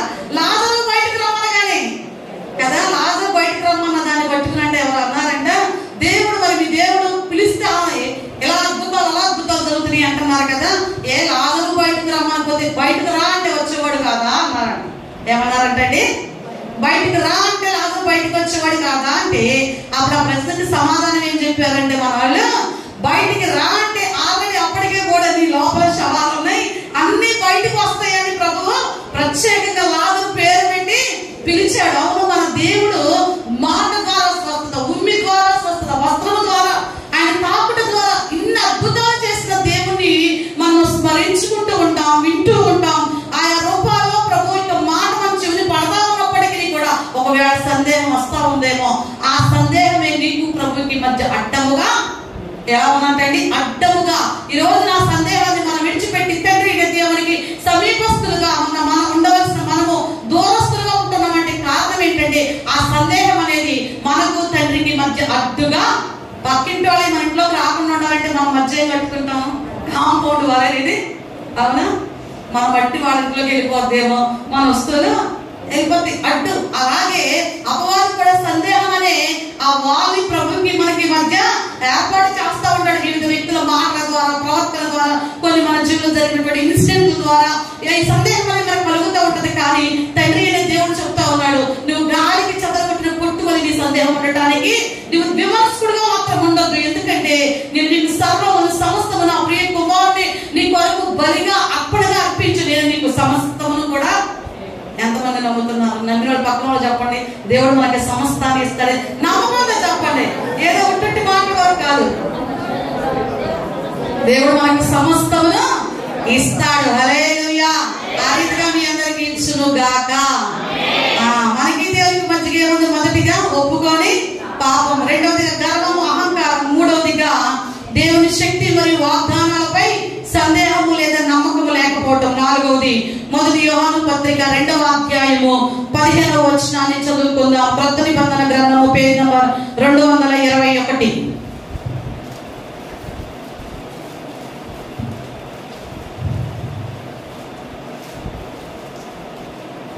ఈ లోకమునైనను లోకములో ఉన్న వాటినైనను ప్రేమింపకుడి.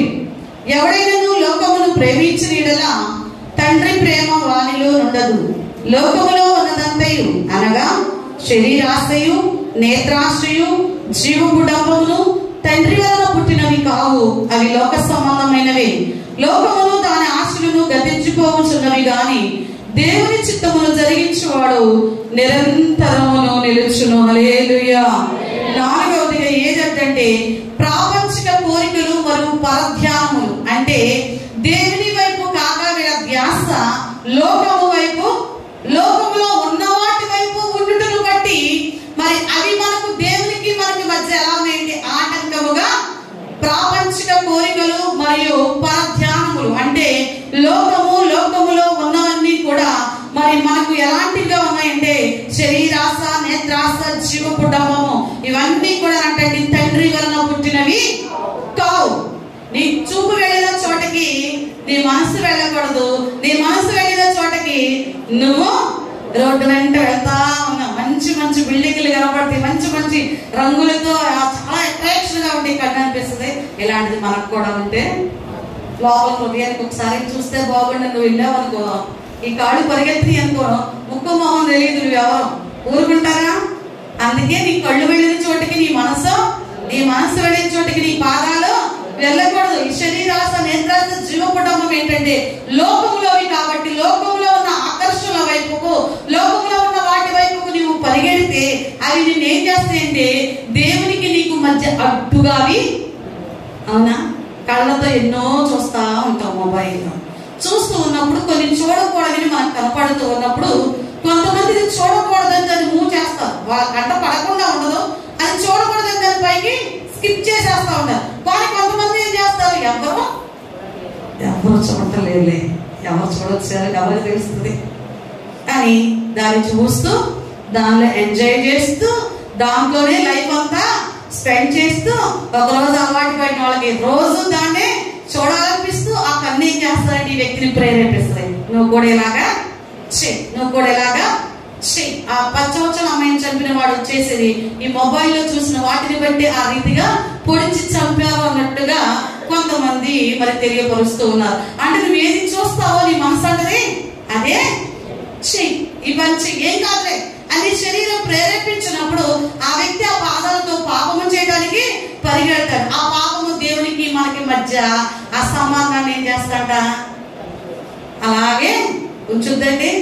ఆ సంబంధాన్ని అందరితో ప్రభుకి మనకు మధ్య ఆటంకముగా ఏర్పడుతూ ఉంటది. అంటే ఈ రోజున మన జీవితాల్లో మనం ఏదైతే చూస్తూ ఉన్నామో చూసిన దాని వైపుకు మన హృదయం వెళ్ళిన చోటికి మన పాదాలు వెళితే ఈ లోకంలో ఉన్న వాటి వైపుకు నీ ఆకర్షణలు ఉంటే ఈ లోకంలో ఉన్నదంతా కూడా దేవుని వాక్యం అంటుంది ఏదో ఒక రోజు లోకమును దాని ఆశయు గతించిపోవును గాని దేవుని చిత్తమును జరిగించువాడు మాత్రమే నిరంతరము. మరి యోసేపు రోజు కూడా పోతీఫరు భార్యను చూడలేదా? చూస్తున్నాడా లేదా? చూస్తూ ఉన్నాడు. కానీ ఆమె పాపము చేయడానికి అవకాశాన్ని కల్పించినప్పటికీ అర్థమవుతుందండి, కొంతమందికి చేసే అవకాశం లేక చేయరు. కానీ ఇక్కడ యోసేపుకి చేసే అవకాశం ఉన్నా కూడా ఆ పాపం వైపు తన హృదయము వెళ్లకుండా నిలిచున్నట్టు కారణం ఏంటంటే యోసేపు దేవుని చిత్తాన్ని జరిగించేవాడుగా ఉన్నాడు. ఈ రోజు మన జీవితాలలో మనకు దేవుడు అప్పగించిన బాధ్యత, దేవుడు మన జీవితాలను చూపుతున్న కృపను బట్టి, ఆయన ఇస్తున్న ప్రతి ఈవిని బట్టి మనం ఈ రోజున ఆయన చిత్తాన్ని జరిగించే వారముగా ఉంటూ ఉన్నామా? లేదా లోకంలో ఉన్న ఆశల వైపుకు, లోకంలో ఉన్న ఆకర్షణల వైపుకు, లోకంలో నిన్ను ప్రేరేపిస్తున్న వాటి వైపుకు నువ్వు పరిగెడితే దేవుని వాక్యం అంటది వాటితో పాటు ఏదో ఒక రోజు మనం కూడా గతించిపోతాం. కానీ ఎవరైతే దేవుని చిత్తాన్ని జరిగిస్తారో వారు మాత్రమే నిరంతరము నిలిచి ఉంటారు. ఈ రోజున నీకు దేవునికి మధ్యలో అడ్డుకుంది ఏంటంటే ప్రాపంచిక కోరికలు, అంటే ప్రపంచంలో ఉన్న కోరికలు మరియు ఇతరమైనటువంటి లోక విధానాలు నిన్ను దేవునికి ఆటంకముగా అడ్డుగా ఉంటా ఉన్నాయి. 5వదిగా మత్తయి సువార్త 6వ అధ్యాయము 14-15 వచ్చిన పేజ్ నంబర్ 7 క్రొత్త నిబంధన గ్రంథము.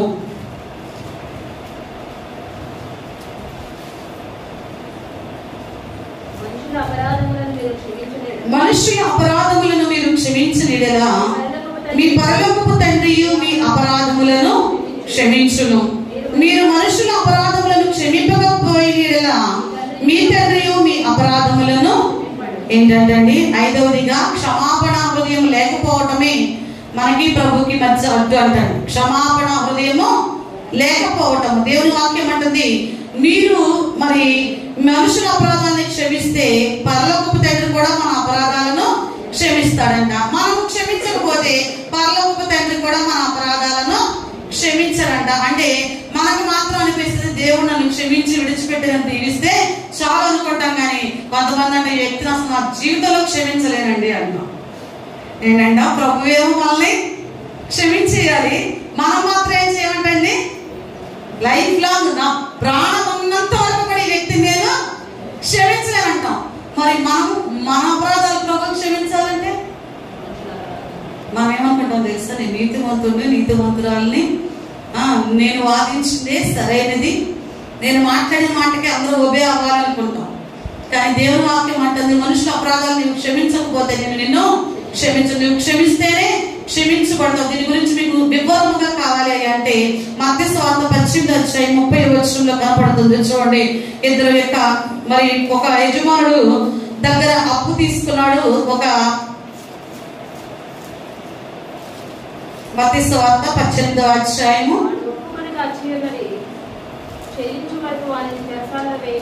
ఏంటంటమ్మా వాడు ఒప్పుకొనక అచ్యున్నది చెల్లించు వరకు వారిని. మరి ఒక వ్యక్తి దగ్గరేమో 10,000 తలాంతులు వచ్చి ఉన్నప్పుడు వాడు ఆ డబ్బు ఇవ్వమని పిలిచాడు. యజమానుడు వాని భార్యను పిల్లలను కలిగిన యావత్తు అమ్మి అప్పు తీర్చమన్నప్పుడు ఈ దాసుడు ఏం చేశాడంటే యజమానుడు కాళ్ళ మీద పడి మరి మొక్కి నా ఎడల ఓర్చుకయ్యా, మరి నీకు అంతా చెల్లిస్తాను అన్నప్పుడు ఆ దాసుని మీద యజమానుడు కనికరపడంట విడిచిపెట్టాడంట. విడిచిపెట్టిన వ్యక్తికి వేరొక వ్యక్తి అంటండి మరి కొంత సొమ్ము ఇవ్వవలసి ఉందంట.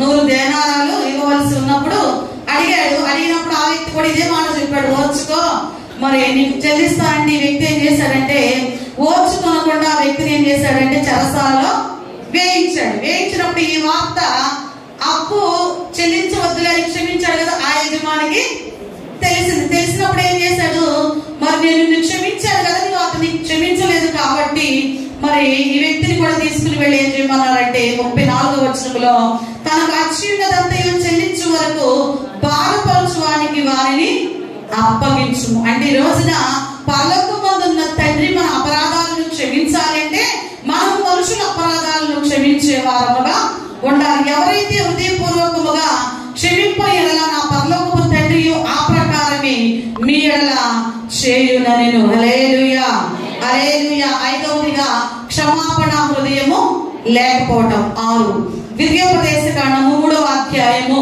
31వ అధ్యాయము 6వ వచనాన్ని చదువుకుందాం. పాత నిబంధన గ్రంథము పేజ్ నంబర్ 172. భయపడకుడి, వారిని చూచి దిగులు పడకుడి, నీతో కూడా వచ్చువాడు నీ దేవుడైన యెహోవాయే. హల్లెలూయా, హల్లెలూయా. 6వదిగా మరి దేవునికి మనకు మధ్య ఉన్న సంబంధాన్ని అడ్డుకునేది అంటే భయం అంటండి. ఈ భయం ఏంటంటే దేవుడు నాకు అందుబాటులో లేడేమో, దేవుడు ఉంటే నాకు ఇలాగెందుకు జరిగేది, దేవుడు ఉంటే నాకు ఈ శ్రమంతగా అనుమతించేవాడు, దేవుడుంటే నాకు ఈ నిద్రలేని రాత్రులు ఏంటి, దేవుడుంటే నాకు ఈ యొక్క ఆకలి ఏంటి, దేవుడుంటే నాకు ఈ ఆర్థిక సమస్య ఏంటి, దేవుడుంటే నాకు ఇలాంటి బలహీన పరిస్థితులు ఏంటి అన్న పిరిగితనం. ఆ భయం అనేది ఏం చేస్తూ ఉంటుందంటే దేవుని మీద నమ్మకాన్ని లేకుండా మనకు చేస్తూ ఉండేది. ఇక్కడ రాయబడిన మాటలలో మోషేకు 120 సంవత్సరాలు వచ్చినాయి అంటే అప్పుడు మోషే చెప్తున్నాడు, ఇక మీదట నేను వచ్చుచు పోవచ్చు ఉండలేను, మన ఈ యోర్దాను దాటకూడదని ప్రభు నాతో సెలవిచ్చాడు, కాబట్టి నేను ఇక్కడే ఆగిపోతా. మిమ్మల్ని మరి యెహోషువ మిమ్మల్ని నడిపించేవాడుగా ఉంటాడు అనుకున్న ఆ తరుణంలో యెహోషువ కనిపిస్తా ఉంది కదా. ఇప్పుడు వరకు మోషే గారే మమ్మల్ని అందరినీ నడిపించారుగా, అమ్మో వీళ్ళందరినీ నేనెట్ట భరించాలి, ఏంటంట వీళ్ళు నేనెట్ట భరించాలి, వీళ్ళు నా మాట వింటారో వినరు. ఎన్నో రకాలుగా మోషేని వీళ్ళు ఇబ్బంది పెట్టారు, సణిగారు, గొణిగారు, మరి అతన్ని చూసి ఎన్నో రకాలుగా ద్వేషించారు. అయినా తట్టుకున్నాడు మోషే. మరి నా వల్ల అయితే ఎలాగా ఏంటి అన్నప్పుడు దేవుడు మాట మరి నేను నీకు ఆజ్ఞాపించిన దాన్ని అంతటిని మీరు వారికి చేయనట్లు యెహోవా నీ చేతికి వారిని అప్పగించును అని మోషే చెప్తూ ఉన్నాడు. నీవు నిబ్బరము కలిగి ధైర్యముగా ఉండు, భయపడవద్దు, వారిని చూసి నీవు దిగులు పడవలసిన పని లేదు, ఎందుకంటే నీతో కూడా వచ్చేవాడు నీ దేవుడైన యెహోవా, ఆయన ఎప్పుడు కూడా నిన్ను విడువడు ఎడబాయడు. నీతో వచ్చే ప్రజలు నిన్ను దూషించవచ్చు, విమర్శించవచ్చు, నీ మీద చెడ్డ మాటలు పలకవచ్చు, నీ ఎదుట పొగిడి నేను వెనకాల తిట్టవచ్చు. అయినా వారిని బట్టి నువ్వు భయపడద్దు, నిబ్బరంగా ఉండు, ఎందుకంటే నిన్ను నడిపించే దేవుడు యెహోవాయే. ఆయన నిన్ను ఎన్నడూ కూడా విడిచిపెట్టేవాడు కాదు, నీకు సహాయం చేవాడు ఆయన అంటున్నాడు. కాబట్టి దేనిని బట్టి కూడా నీవు భయపడవద్దని యెహోషువని ఇక్కడ మోషే దేవుని వాగ్దానములు, దేవుని మాటలు ఎత్తిపట్టి ధైర్యపరుస్తూ ఉన్నాడు. ఈ రోజు నీలో పిరిగితనం వస్తా ఉందంటే ఆ పిరిగితనం నీలో ఏం చేస్తా ఉందంటే దేవుని మీద ఇది చేస్తాడా, అసలు ఆయన ఉన్నాడా అన్న అపనమ్మికను నీకు కలగ చేస్తా ఉంటుంది. కాబట్టి దేనిని బట్టి కూడా భయపడకము, నీ దేవుడును దిగులు పడకము, నిన్ను బలపరుతును, నీకు సహాయము చేయువాడను నేనే, నీతిని నా దక్షిణ హస్తముతో నేను నిన్ను ఆదుకొందును, నీ ప్రక్కన 1000 మంది పడినను, నీ కుడి ప్రక్కన 10,000 మంది కూలినను అపాయం నీ వద్దకు రాదు, ఎందుకంటే యెహోవా యందు భయభక్తులు గల వారి చుట్టూ ఆయన దూత కావలి ఉండి వారిని రక్షిస్తుంది. కాబట్టి నువ్వు వెళ్ళే మార్గంలో భయపడొద్దయ్యా, ఎందుకంటే నాకు తోడుగా ఉండి మిమ్మల్ని అందరినీ నడిపించే దేవుడు నీకు కూడా తోడుకుంటాడు. వీళ్ళు విడిచిపెట్టని, కానీ దేవుడు మాత్రం నిన్ను విడివాడు ఎడబాయడు. అలాంటి దేవుని మనం కలిగి ఉన్నామని ధైర్యపరిచాడు. 7వదిగా 1 సమూయేలు గ్రంథము 15వ అధ్యాయము 23వ వచనాన్ని చదువుకుందాం. ఈరోజు దేవునితో మనకున్న సంబంధాన్ని అడ్డుకునేది ఒప్పుకోని పాపము, 2వదిగా గర్వము మరియు అహంకారమైన మనస్సు, 3 దేవుని శక్తి మరియు వాగ్దానాలపై సందేహము లేదా నమ్మకము లేకపోవటము, 4వది ప్రాపంచిక కోరికలు మరియు పరధ్యానములు, 5 క్షమాపణ హృదయము లేకపోవటము, 6 నీలో ఉన్న భయము, 7 1 సమూయేలు గ్రంథము 15వ అధ్యాయము 23వ వచనాన్ని చదువుకుందాం.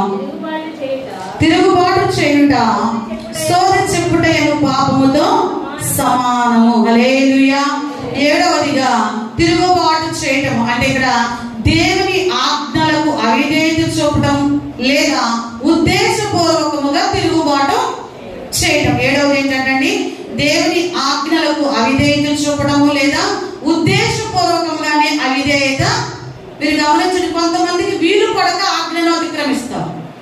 కొంతమంది డ్యూటీ పర్పస్ మీదో, లేకపోతే కొంతమంది కొన్ని బలహీనతల మీదో, కొంతమంది వారికి ఉన్న కొన్ని వెసులుబాటు కాని పరిస్థితులు బట్టి ఆజ్ఞను అతిక్రమిస్తారు. కొంతమంది అంటే ఉద్దేశపూర్వకంగానే, మీకు అర్థమవుతుంది అనుకుంటున్నా, కొన్ని అత్యవసర పరిస్థితుల్లో ఉద్యోగానికి సంబంధించినవో వారి కుటుంబంలో జరిగిన కొన్ని అన్ఎక్స్పెక్టెడ్ ఇన్సిడెంట్లు బట్టో ఆజ్ఞను మరి మీరుగా ఉంటారు కొందరు.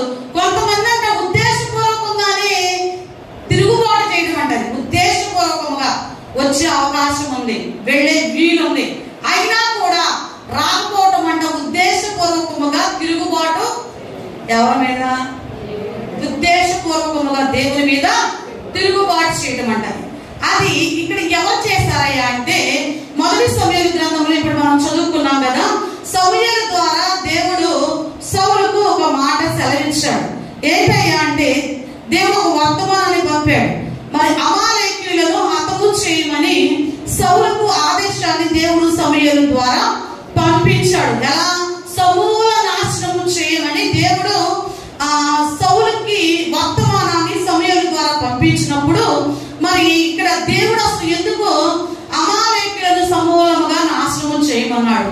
సమూలంగా నాశనం చేయమంటానికి అసలు రీజన్ ఏంటంటే, మొట్టమొదటిగా అమాలేకీయులు అంటే ఆనాటి కాలంలో గొరిల్లా యుద్ధ నైపుణ్యం కలిగిన ఒక తెగకు చెందిన ఉగ్రవాదులు అంట.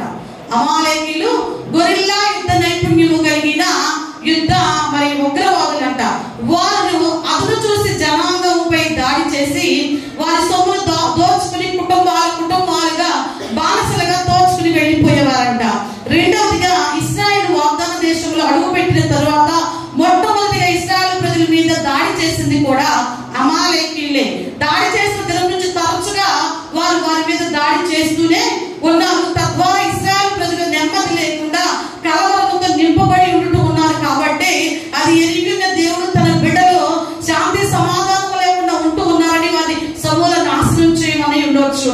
మూడవ కారణం ఏంటంటే, అమాలేకీయులు అపవిత్రత, విగ్రహారాధన, మత ఆచారాలను కలిగి ఉన్నారు. ఇశ్రాయేలు కూడా వారి మత జీవన విధానంలో ఒకవేళ అమాలేకీయుల ద్వారా అపవిత్రపరుచుకుంటారేమో, మరి దేవునికి వారికి మధ్య ఉన్న సంబంధాన్ని మీరు నాశనం చేసేవారుగా ఉంటారేమో అని తలంచిన దేవుడు ఈ 3 రీజన్స్ బట్టి అమాలేకీయులను సమూల నాశనం చేయమని వర్తమానము సమూయేలు ద్వారా సౌలుకి ఎవరి బాగు కోసం చెప్పాడు? ఇదంతా దేవుడు ఇశ్రాయేలు ప్రజల యొక్క బాగు కొరకు, క్షేమం కొరకే దేవుడు చెప్పాడు. సరే, దేవుని మాట ప్రకారము సౌలు ఏం చేశాడంటే, అమాలేకీయులపై యుద్ధం చేసి అనేకులను నాశనము చేశాడు. నాశనము చేసిన తరువాత మరి ఆ యొక్క సౌలు చేసిన పని ఏంటంటే, అగగు రాజు అతనికి సంబంధించిన బలసిన క్రొవ్విన గొర్రెలను, మేకలను మరి ఎడ్లలో కొన్నింటిని దాచిపెట్టి ఉంచాడు.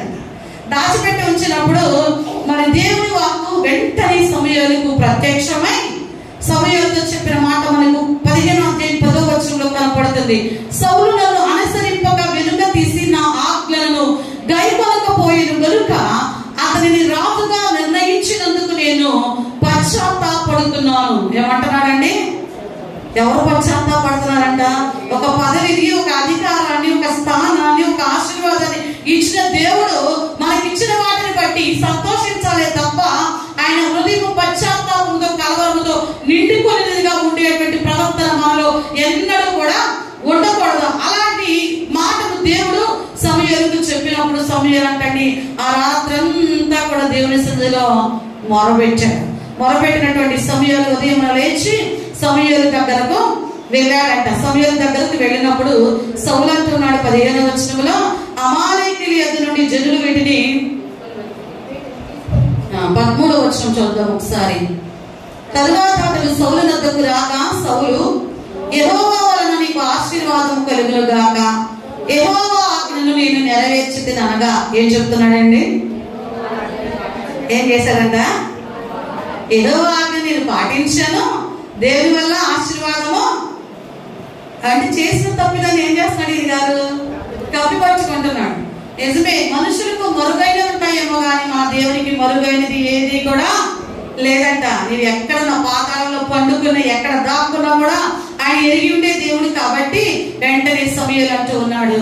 మరి నీవు దేవుని ఆజ్ఞ ప్రకారం చేస్తే ఈ ఎడ్ల రంకెలను ఇవన్నీ కూడా ఈ గొర్రెల మరి ఎక్కడి నుంచి పడుతున్న ఈ రంకెలు ఎక్కడి అరుపులు ఎక్కడి అని అడిగినప్పుడు అప్పుడు మరలా తప్పులు కప్పిపుచ్చుకుంటా అంటా ఉన్నాడు.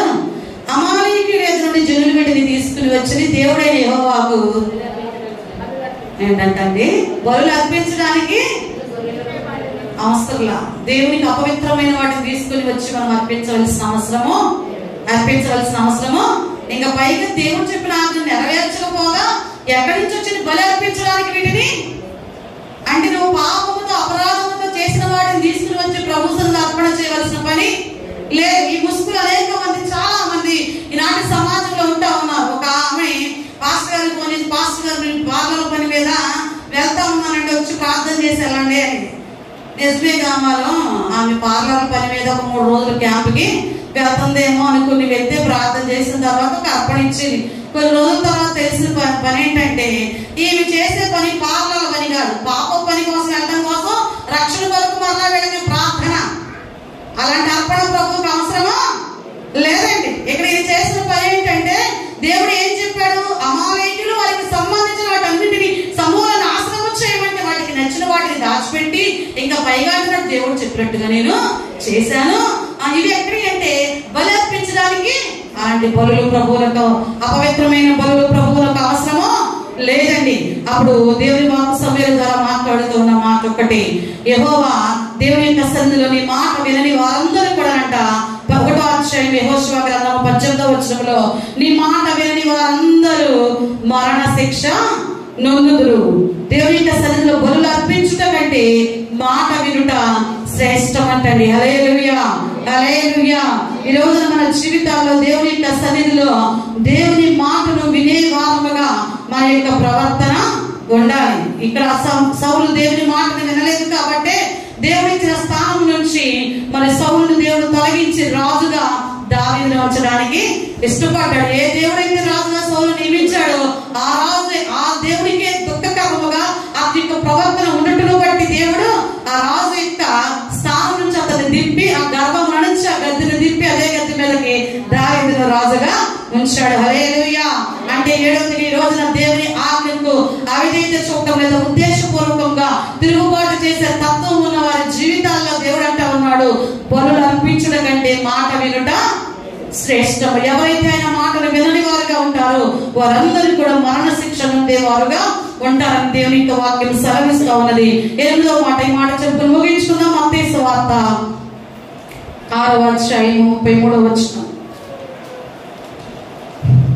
ఆయన రాజ్యమును నీతిని మొదట వెదకుడి, అప్పుడు అవన్నీ మీకు దేవునికి మనకి అడ్డుగా ఏముందంటే ఈ రోజున దేవునికి ప్రథమ స్థానము ఇవ్వకపోవటమే. దేనికైతే నీవు ప్రథమ స్థానాన్ని ఇస్తూ ఉన్నావు, ప్రభువును ఉంచవలసిన స్థానంలో ఎవరిని నీవు, దేవుడు అంటున్నాడు నీ హృదయంలో ప్రథమ స్థానము నాదే. ఎవరే? నీది. మనం నిర్మించింది ఎవరండి? దేవుడేనా? సౌందర్యం అండి ఉన్నారు. ఫర్ ఎగ్జాంపుల్ ఆమె మంచిగా సుందరంగా ఒక ఇల్లు డూప్లెక్స్ హౌస్ కట్టుకున్నారు. ఒక మంచి రూమ్ లో మంచి ఏసీ కావాల్సిన అన్ని ఏర్పాటు చేసుకున్నారు. వృద్ధాప్యానికి వచ్చిన తర్వాత అంటే ఆమెను చేస్తున్నారని కాదని మళ్ళీ దీన్ని రాంగ్ తీసుకోవద్దు. ఆమె పెద్దది కాబట్టి ఆమె పేరుతో మీకు చెప్తున్నాను. ఆమెను తీసుకొచ్చి నువ్వు వృద్ధాప్యం వచ్చింది కదా, నువ్వు ఈ రూమ్ లో పడుకోవడానికి నీకు వయసు లేదులే, నువ్వు వరండాలో పడుకో అని ఆమె ఇల్లంతట్లో ఎంత ఖాళీ ఉన్నా ఖాళీని విడిచిపెట్టేసి వరండాలో పడుకో. మన వృద్ధులుగా ఉన్న తల్లి అయినా తండ్రి అయినా ఆ తల్లి లేదా తండ్రి హృదయం ఎట్లా అనిపిస్తుంది? ఎలా అనిపిస్తుంది? కొన్ని చోట్ల మీరు చూడండి, మరి పల్లెటూరులో చావిట్లో వేస్తారు. వాళ్ళు ఎకరాలు సంపాదిస్తారు, కోట్ల రూపాయలు ఉంటాయి. కానీ వృద్ధాప్యానికి వచ్చేసరికి వాళ్ళ స్థానం ఎక్కడైపోతుంది? చావిట్లోనూ వరండాలోనూ లేకపోతే ఆయా స్థలాలు వాళ్ళకి ఏదైతే అవసరం లేదనుకుంటారో ఆయా స్థలాలు ఉండవు. ఆ తల్లి తండ్రి హృదయం ఎలా అనిపిస్తుంది? ఆ వయసులో ఉన్నప్పుడు రెక్కలు ముక్కలు చేసుకుని ఇంత కష్టపడితే ఈరోజు ఏ రూమ్ లో అయితే నేను ఇష్టంగా కట్టుకున్నా, ఏ రూమ్ లో అయితే నేను ఎంజాయ్ చేశానో ఈ రోజు ఆ రూమ్ దగ్గరకు వెళ్ళడానికి కూడా నాకు అవకాశము లేదే అని ఆ తల్లి అంత బాధపడదో తండ్రి అయినా, అలాగే తండ్రిని కూడా దేవుడు కూడా అంటండి మన హృదయం అనే ఇంటిలో తనకు అనుగుణంగా అమర్చుకున్నాడంట. ఆయన నివాసం చేయడానికి ఆయన అమర్చుకుని మన తండ్రి దేవుడు అంట ఇంట్లో ఉండటానికి ఇష్టపడుతూ ఉంటేనంట కొంతకాలము ఈ భక్తిలోకి వచ్చిన కొంతకాలం, మారుమనసు పొందిన కొంతకాలము ఆయన్ని మాత్రమే వండనిస్తామంట. ఏ ఆలోచన ఎవరు లోపల కూడా అయినా నేనే నిర్మించుకున్నాను, నా రూమ్లోకి ఎవరిని రానివ్వను, నా రూమ్ నాదే, నాకున్న కొన్ని ఉంటాయి. నా రూమ్ లో ఎలా ఉండాలి, ఎలా ఉంటే నేను ఇష్టపడతాను, ఎంత శుభ్రంగా ఉండాలి, ఎట్లా రావాలి అనేది. ఆ ఇంట్లోనికి కొంతకాలం నేనే ఉన్నా. నేను కాకుండా కొంతకాలం అయిన తర్వాత ఈ భక్తి కొన్ని రోజులు గడిచిపోయిన తర్వాత అదే ఇంట్లో ఈ ప్రభువుని ప్రక్కన పెట్టి శరీరాశ, నేత్రాశ, శివగుడము, గర్వము, అసూయ, ద్వేషము, కలహములు ఇవన్నిటితో చెప్పినప్పుడు మరి ఆ ఇంటిలో ఆ రూమ్ లోకి తల్లి వెళ్ళటానికి అవకాశం లేదు. ఎందుకు వచ్చామో మీరు ఇక్కడికి అన్నారు మన పిల్లలు, అయ్యో నేను ఒకప్పుడు దీంట్లోనే ఉండాలరా, ఇది నాకు ఇష్టంగా నేను దీన్ని నిర్మించుకున్నాను, అదేంట్రా అలా అంటావు అని అనగలుగుతామా? మాట్లాడకుండా ఆ వృద్ధాపి వచ్చాక బయటికి తండ్రి అయిన దేవుడు కూడా ఆ హృదయం అనే ఇంటిని ఇది నేనుండటానికి ఏర్పాటు చేసుకుంటే ఆ ప్రథమ స్థానం నాదైతే ఈరోజు ఈ బిడ్డలో కొంతకాలం మాత్రమే నాకు స్థలాన్ని ఇచ్చి ఈ రోజున వారి ఇష్టానుసారంగా ఉద్దేశపూర్వకముగా వారికి అనుగుణముగా ఆ హృదయాన్ని మీరు నింపుకుంటున్నారే అని అంటారు. ఆ తండ్రి సౌలు రోజును బట్టి ఎలా పశ్చాత్తాపడ్డాడో మనల్ని బట్టి కూడా దేవుడు అలాగే పశ్చాత్తాపడుతూ దుఃఖపడతా ఉంటాడు. ఆయనకు ప్రథమ స్థానం ఇవ్వకుండా ఆ స్థానంలో ఏదైతే ఉంచుతావో దాన్ని దేవుడు తీసేస్తాడు. అర్థమవుతుందా? దేవుడికి ఇవ్వవలసిన ప్రథమ స్థానాన్ని నువ్వు ఒక వస్తువుకి ఇస్తావో, దేనికి ఇస్తే దాన్ని ప్రభు అంట తీసివేస్తాడంట. కాబట్టి ఈ రోజున మనం ప్రథమ స్థానాన్ని ఎవరైతే గుడారమును హృదయం అనే ఇంటిని నిర్మించారో ఆ దేవునికి మాత్రమే మనం ఏమిద్దామండి? ప్రథమ స్థానాన్ని ఇచ్చి తండ్రి దేవుని మనము గణపరుచుదాం. ఈ రోజున దేవునికి మనకి ఉన్న సంబంధాన్ని అడ్డుకునే అంశాల్లో 8వది ఏంటంటే ఈ హృదయం అనే ఇంటిలో దేవునికి మనము ప్రథమ స్థానాన్ని ఇవ్వకపోవటమే. ఏవి మనకు ఆటంకముగా అడ్డుగా గోడగా ఉన్నాయంటే ఒప్పుకోని పాపము, 2వదిగా గర్వము మరియు అహంకారము, 3వదిగా దేవుని శక్తి మరియు ఆయన వాగ్దానాలపై సందేహము, 4వదిగా ప్రాపంచిక కోరికలు మరియు పరధ్యానములు అంటే లోకములో ఉన్న వాటి వైపు వారి మనసు ఉండటము, 5వదిగా క్షమాపణ హృదయము లేకపోవటము, 6 భయము, 7 దేవుని ఆజ్ఞకు అవిధేయత చూపడము లేదా ఉద్దేశపూర్వకముగానే తిరుగుబాటు చేయటము, చివరిగా దేవునికి ప్రథమ స్థానాన్ని ఇవ్వకపోవటం. ఇవన్నీ కూడా మరి దేవునికి మనకి మధ్య అడ్డుగా ఉన్నాయి. కాబట్టి నువ్వు చేసే మనవిని ఆయన అంటున్నాడు, నీ హృదయంలో నేను మరి నా హృదయంలో నేను పాపము లక్ష్యము చేసిన ప్రభు నా మనవి. మనం మన హృదయంలో పాపాన్ని లక్ష్యము చేస్తూ ప్రభుని ప్రక్కన పెడుతూ మన చేతులకు అపవిత్రతతో నింపబడుతూ ద్విమనస్సుతో మన హృదయాన్ని మనం శుద్ధి చేసుకోకుండా ఉండినంత కాలము ప్రభు మన మనవి ఆయన మన మనవి ఆలకించాలంటే మనం ఏదైతే చేస్తున్నామో దాన్ని ఒప్పుకుంటూ గర్వమును అహంకారమును విడిచిపెట్టి దేవుని వాగ్దానాలపై నమ్మికతో లోకములో ఉన్న వాటిని విడిచిపెట్టి క్షమా హృదయముతో దేవుని యందు భయము కలిగి ఈ లోకంలో ఉన్న వేటిని బట్టి భయపడవలసిన పని లేదు. దేవుని ఆజ్ఞకు విధేయత చూపుతూ తిరుగుబాటు చేసేవారముగా ఉండక దేవునికి ప్రథమ స్థానాన్ని ఇద్దాం. దేవుడిచ్చే ఆశీర్వాదాన్ని పొందుకుందాం. ఇంకొద్ది మాటలు దేవుడు దీవించి ఆశీర్వదించుగాక. ఆమేన్. తల ఉంచినట్లయితే ప్రార్థన చేసుకుందాం. మోకరించగలిగిన వాళ్ళు అంటే మీ మోకాళ్ళు వంగగలిగిన వాళ్ళు దేవుని ఆజ్ఞకు అవిధేయత చూపడం వేరు, ఉద్దేశపూర్వకముగా తిరుగుబాటు చేయడం వేరు. ఎలాగో మీరు వంచలేకపోవడం వేరు, వంచగలిగి కూడా వంచలేకపోవడం